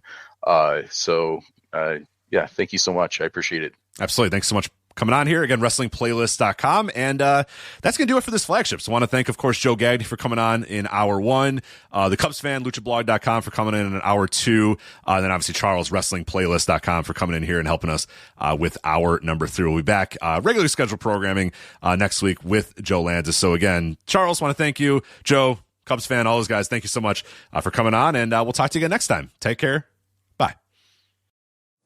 Hey everybody, my name is Jesse Collins, and I want to tell you all about my show, the Gentleman's Wrestling Podcast, here on the Voices of Wrestling Podcast Network. On the Gentleman's Wrestling Podcast, we do a thorough analysis on the biggest issues and trends within the pro wrestling industry. We talk a lot about pro wrestling media, we talk a lot about fan culture and wrestling's place within general pop culture, and we talk about the broader influences that are shaping the way we discuss and analyze the pro wrestling industry. We've had some of the brightest minds in the pro wrestling intelligentsia on the show, including WrestleNomics host Brandon Thurston, both Rich Craich and Joe Lanza from the Flagship Wrestling Podcast, Trevor Dame from the Through the Years podcast, and a whole lot more. This isn't a show for hot takes. It's not a show recapping the latest episode of television. This is a show focusing on the biggest topics in pro wrestling and doing a deep dive on the real stories behind the surface level analysis you might find elsewhere. The Gentleman's Wrestling Podcast is available wherever you get your podcasts, and we'd really appreciate it if you gave us a try. Thanks.